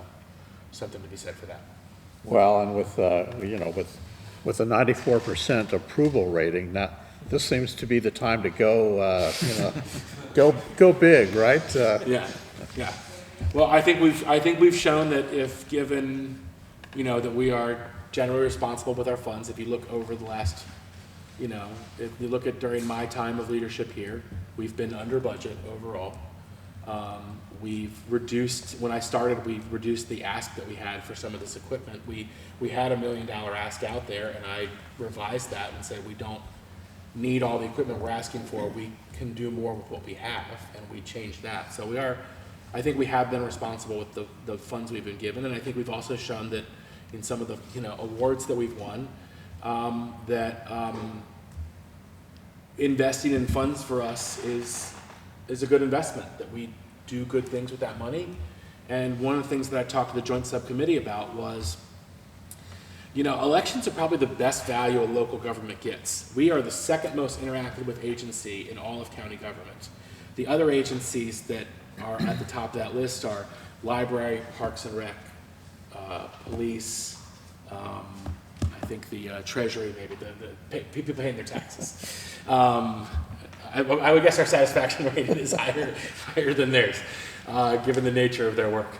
But those agencies all have budgets that are tens and tens of millions of dollars. So on the one hand, it is a lot of money to ask for. On the other hand, it's a pretty small investment in an agency that's going to be interacting with as many citizens as any other agency in the county. And it really gives any locality that doesn't want to invest in their election office, I think, is missing an opportunity. Because I think, related to some of the other items on here about outreach and things like that, you know, your base costs for needs, to go from what you need to what will make you an incredibly connected agency with your county is not much. It's going to cost, you know, for us, $3.9 million for the baseline of what we need. But if we have another $300,000 or $400,000, the things we can do with that really become amazing in terms of the outreach we can have. So to that end, the other items that we're looking at are outreach efforts in a new position. I think our staffing is pretty good, you know, department by department right now. You know, you might, some of the departments might disagree and might say we could use one more person, but I think generally we are well-staffed, and that I think what we do need, and this is, you know, Keith, you alluded to this earlier, that if some of the organizations are, you know, we've seen this where we can't get private funding, certain organizations are getting shut out of things like naturalization ceremonies, and I certainly understand the impetus behind that is that you don't want, you know, influence on the money coming in or the people that are there to potentially be political. And I think what we've seen in recent years is things that are now considered political that maybe weren't political, you know, 5 or 10 years ago, or 20 years ago, certainly. So what do we need to do as an office to make sure that, you know, that we are meeting those needs, that we're providing education for our voters on this new equipment, that we are providing students with an opportunity to register to vote, that we are at naturalization ceremonies so that people that are becoming citizens can enjoy the, you know, one of the most important rights that they'll have. So that is another area that we're looking at is, I think we could use an outreach person. You know, I think the dividends that have been paid by adding Dahlia's position, the communications role, and I would note we didn't ask for money for that. I shifted our internal positions to pull one off a department and add that position because I thought it was important. And a lot of the awards and recognition we've gotten have been from programs that are coming out of that.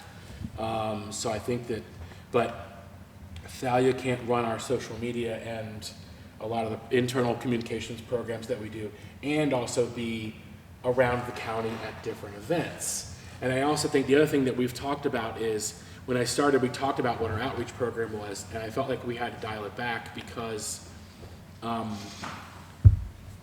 if you go to certain events and not to others, then it's going to be perceived to be partisan.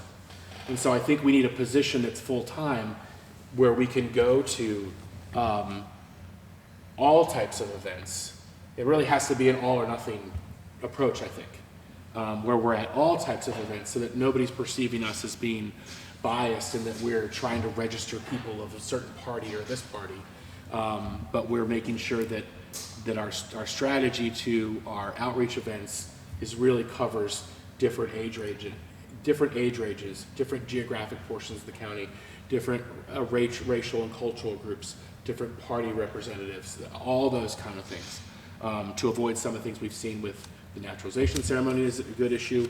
We've talked about some of the party representatives that go to senior homes and assist, older individuals. Are they being unbiased in the way that they are working with those individuals? I think we should really work to add a new position for that, for outreach, and one that can be done in a fair way. And also that we have funds that go along with things like that for materials that we're gonna need for, maybe we need to do additional mailers to what we do right now to provide voter education. I mean, it would be great to do a mailer when we get this new equipment that tells people, gives people a little, like the same card that, here's a change you're gonna see at your polling place this fall. This is what the screen's gonna look like. When you scan your ballot, you're gonna need to press this button so that people are coming in with an idea of what they're gonna do. And then we can also do events at senior homes and things like that to demonstrate it for people and show them how it works. So that's the second area up there. And the third area is just baseline budget support. So some of the things that I talked about there, I don't know if some of our rising costs, the county budget tries to account for inflation. Postage has risen at a higher rate really than inflation. Paper has become more expensive. In the pandemic, it became very expensive, and it's kind of held at what that jumped up to. So I think that we've actually been sort of unduly hit by some of those costs. And, look at it, if we have enough baseline support for our temp positions and a voter guide to go out and some of those rising costs. So I think this is, one part poll book replacement, one part outreach efforts, and then one part some support for our baseline. And I think that comes in at about $1 million total. But now the poll book portion of that is a one-time cost, And if we need to replace our poll books, we can space that out over multiple years too. So it doesn't have to all be right up front. I think what we would do is we would wait on what we would need for the presidential and then purchase that with that addendum. And then we would be able to cut this down to maybe $300,000 over 2 years to replace the poll books, or $350,000, somewhere in that range. But I think our baseline support, is probably gonna be in the range of $150,000 to $200,000. I think an outreach position would be another $100,000 for salary and benefits, and then about $700K for poll book replacement is what we're looking at. So I am welcome any and all feedback from you all and what are priorities. I've asked the senior staff what they think is the most important, and I think that I'd have to reference it again to be honest with you. But I think the poll book replacement was actually pretty high, and they're the ones that are working with that on a day-to-day basis. Me less so in a technical capacity. And I do think with this being a larger ask than usual, would probably require some board support to help reach out to the supervisors on why these things are important to us. And I think there's a little something for everybody there in terms of the different partisans that make those decisions. So I have a couple of comments. I am not convinced that this is a good use of, precious tax dollars. I'm not sure, I don't remember what our annual budget is generally. It's in the 1 or 2 or 3 million. It's about $4 million. Okay, so now we're talking about another million. This is not going in the direction that I would support. I feel like the outreach portion is a solution in search of a problem. And I just, I'm generally on the side of doing more with less and not running to, you've made a very, full explanation as to why you think these things are needed. Right now, at this point, I'm in favor of the poll book replacement, but that's it for me.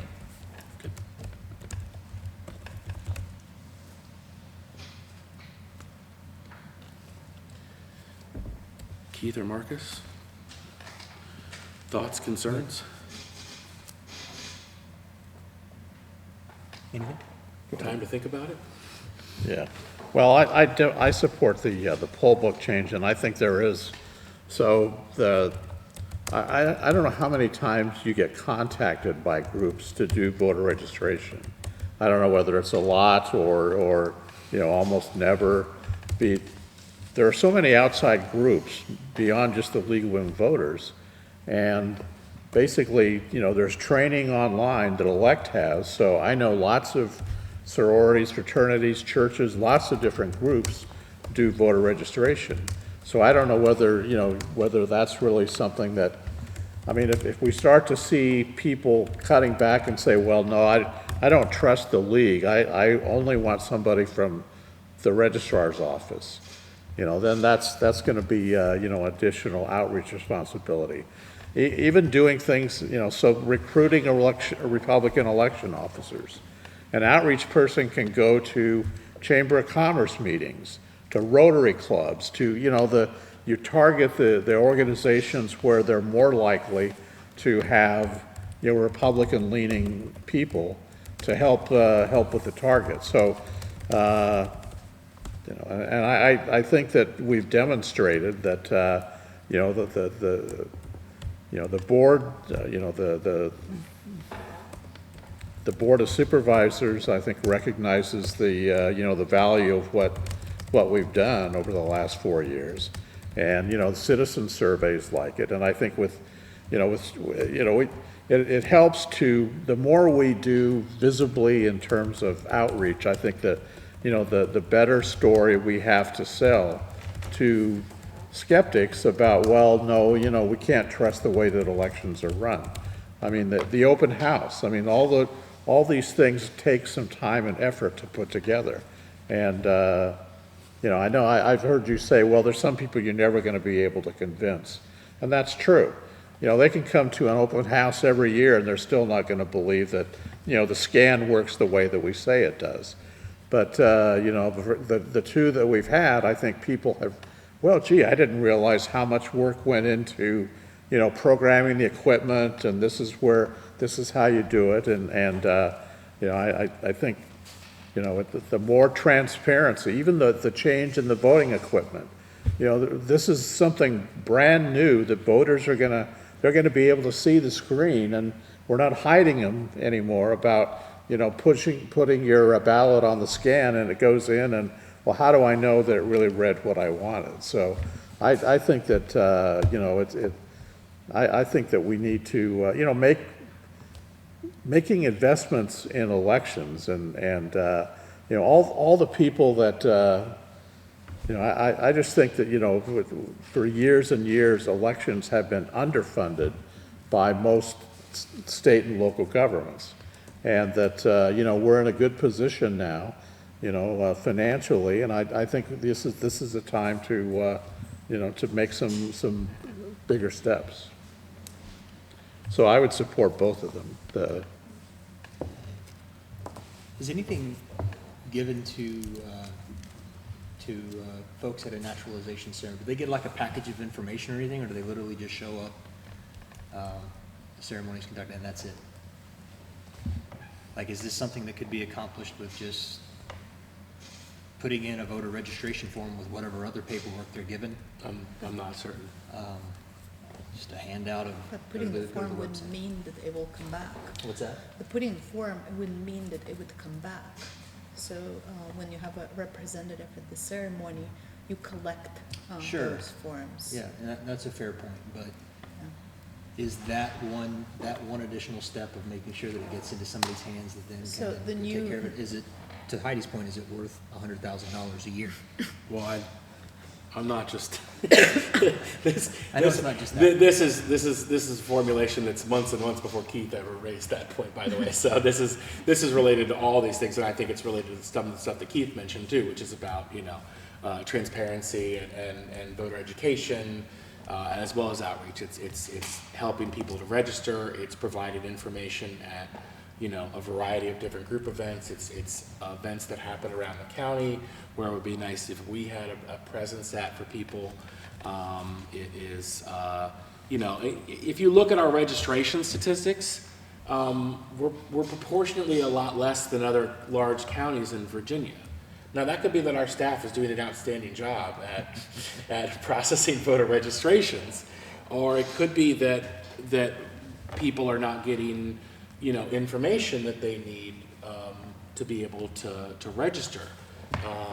Or, you know, if we're also talking about new equipment and different changes, I think the reason I think this is important is because the atmosphere around, you know, elections has changed so much. I mean, there's been so many news stories about it in recent years. And you know, I've been in the paper a ton. I worked for Montgomery County for 2 years. It's a massive county. We never had an article about us. We went to work, we did our job, nobody cared. And now there's more, you know, concerns about election integrity. There's a tremendous amount of misinformation out there that is being put out. And we have, you know, tried to provide as much information as we can, but there are times where, you know, I think partly seeing the open house, there are times where that sort of in-person touch of reaching people really does seem to help, because we can't compete with, you know, influencers who have millions of followers who say completely stupid and wrong things sometimes. They've said something that's really wrong and is no basis in fact, and they have millions of followers, and we have, Dahlia, what do we have, 400 followers? I mean, when we get some people that amplify our messages at times, and we had tweets last year that got, you know, 10,000s of impressions in a few instances. But we're not going to win at that game. We don't have the resources, and we're a government agency. We're not fun or sexy or interesting in the social media world. But I think what we can do is, if you reach people on an individual level, a lot of the people that came to that open house really and it was, you know, it was all varieties of people, all partisan opinions that were there, and seeing it in person really changed their view of it. And I think in a world that is increasingly online, that some of those real experiences have more value than they used to, because they're so rare and because it really helps form lasting impressions, rather than a tweet someone reads and they see it and they have an opinion, and they read somebody else's tweet and their opinion changes 5 minutes later. And I think bringing people into that process in a real in-person way can really have an impression. And I think that is especially true of groups that are often left behind in some of these things, and senior groups who are not active on, you know, social media, and in you know, a lot of minority groups that maybe don't have the access to the internet or a computer that others might have. So I think it helps you to reach a lot of those different groups that are in the cracks, and I think that those groups are on both sides of the aisle, or neither side of the aisle, and that so I'm interested to sort of to see if we can get one of my responsibilities in the code is to, you know, provide voter education and assist people with registration. And I think to some degree the demands of that have changed. And I think this is a effort to get there. And I think what I think it might be now might change, because I think when we added Dahlia's position, it was very much, okay, here's what I think it's going to be, and some of that has come to fruition, and then there's been other things that we've done that we didn't anticipate either. So it just gives us more flexibility, but I think that the job now goes beyond just, we're going to run elections, you're going to come and vote, we're going to make sure it works right. We're going to do all that, obviously. But I do think that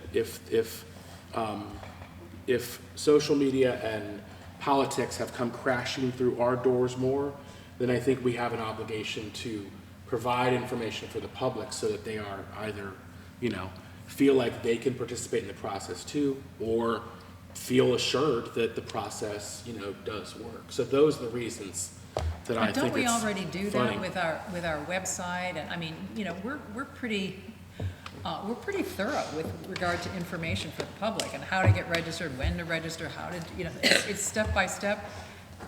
I feel like we're already doing all that. Yeah. And so anyway. made my point.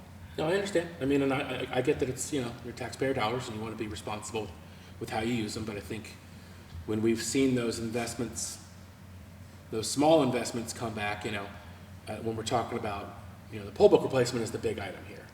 For an outreach position, we're talking about adding $100,000 a year to a $4 million budget, so it's only, what, 2.5% of our budget, and I think that the potential gains of that are much bigger than what that 2% would be. But, you know, that's why I want your guys' opinion is where do we rank these things? Because when you go through the budget process, you know, it goes through an OMB process and then it goes through the supervisors. And at any of those stages, something can get elevated or knocked down. So knowing where you guys are at and in coordination with where our office is at is good to know in terms of, you know, if OMB comes back and says, look, you guys can ask for 2 of these, but we're not going to do all 3, then me knowing what maybe we prioritize now versus another year is relevant.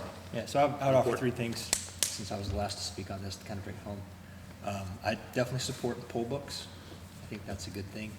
The point that you made about, you know, this outreach position where we would need to, and also speaking to what Keith was talking about, in order to avoid the perception of partisanship, it's kind of an all or nothing thing. Yeah. And I don't even know that one position can make that possible. I don't think you're going to be able to be everywhere all the time. And so you'd still have to thread that needle. Yeah. We would. And then thirdly, I think I would support an outreach position, knowing that there are already members of the staff who do all these things that Heidi was talking about, but it's people wearing multiple hats. And an additional person that could potentially take the load and the stress off of the staff to ease the workload, I could support it for that reason. I think in a fiscally constrained environment, if we are restrained, it wouldn't be at the top of my list. It would be further down on my list of priorities, but I can see the need and the justification for it. Okay. So it seems clear poll book replacement is the top priority for all of you. That's unanimous? Yes. Okay. Well, that makes it easier then to make that a top priority with them. And then we see what funds are available. Because you never know how it's going to happen. There may be a couple supervisors who are looking for outreach efforts across agencies. And so this coalesces with what they want to spend money on, or it may not be. I know that the voter guide to me is kind of a no-brainer good idea, but I know that long before I arrived, when I believe Corey Stewart was the chair, that there was a lot of back and forth and issues with that. So you don't always know going into stuff whether it's going to be, supported or not. I mean, we asked for the $2.4 million for the new equipment last year, and that went through with that. I didn't even get asked a question about that. And then, previously when we added, I think Sean's position, I had to justify that and answer some questions about it. So anyway, I appreciate that feedback. And if you guys have more thoughts, please feel free to email me. But we'll push forward with, I think, the poll book replacement at the top of the list, with the idea in mind that perhaps our current vendor can remedy that need if they if we can see performance improvements, but going forward with that as a priority for the supervisors and your guys' support in reaching out to them on why it's important, I think would be helpful as well. So, okay, good deal. All right, public comment time. Before we move to public comment, sorry. I would like to readdress the minutes. Yes, thank you, Mark. Make a motion to approve the minutes for the meetings from May 7th and August 7th. So moved. Second. All in favor? Aye. Aye. Passed unanimously.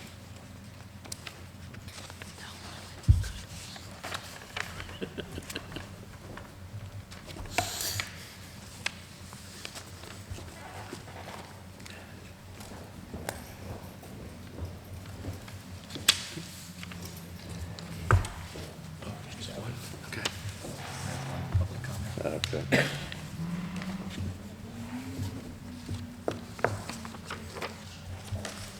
Okay. Okay, we have one person who signed up for a public comment.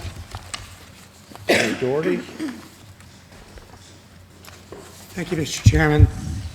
Denny Doherty here, voter in the Brentsville District, here representing the Republican Party. And now Jeff Fuller doesn't have time to come and film your meetings or necessarily to be at all of them, and I'm now in his shoes. And coming back, it's great to see all the progress that we're making. I took a little time off, but it's good to see that we're still making a lot of progress. Mr. Olson and I sometimes don't agree, but I do want to say that I think the quality, his hiring decisions have been outstanding. He's hired a lot of really strong professionals who do their job well, and it's a very good office to do business with. I commend you for all the good statistics that you're keeping track of how we're doing. We need to do a better job of recruiting Republicans to support the effort. At your meeting in July, there was talk about adding some training for authorized representatives. We would like our authorized representatives to be well-informed, so they're making useful and helpful comments and not comments that reflect a lack of knowledge of the area. We're going to do our best to train them, but the fact that you were considering that was very encouraging to us. At that meeting, there was also talk about establishing goals for achieving equality among chiefs. I'm sorry I didn't hear that discussed today. I hope that's still on the horizon. Mr. Olson indicated he thought that there's too much bias in the current system toward partisan representation.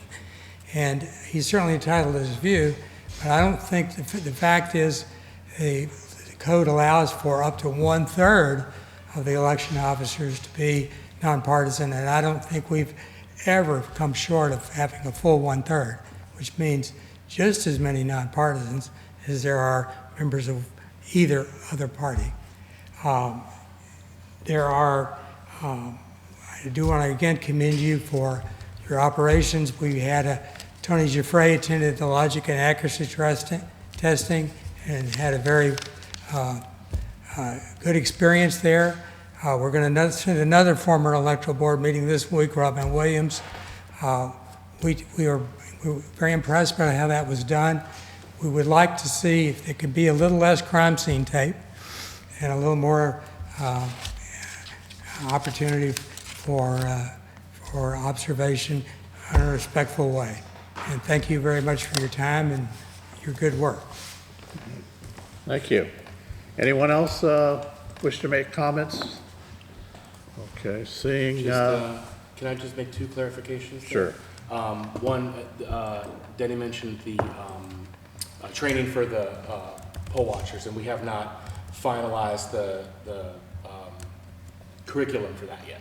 But that will be coming out. Once we get early voting and mail voting launched, we'll get in touch with the parties about when that's going to be and where that's going to be. So that is forthcoming. And just a note on just the bias. All I was saying was that our office is not biased against any party, that the representation of chiefs exceeds the proportion in the county, which indicates that I think our team is showing good faith. I wasn't trying to say anything about bias should or shouldn't. I was just saying that we're not. No, well, we meet the code. The number of chiefs being equal is not a code requirement. So that's what I was referencing in that thing. So that's all. Okay.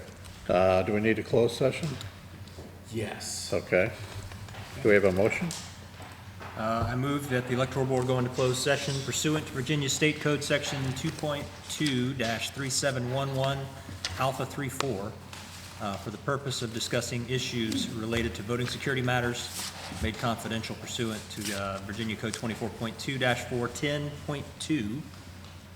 I think that was the right one, yeah. Second. All right. Discussion, all in favor, say aye. Aye.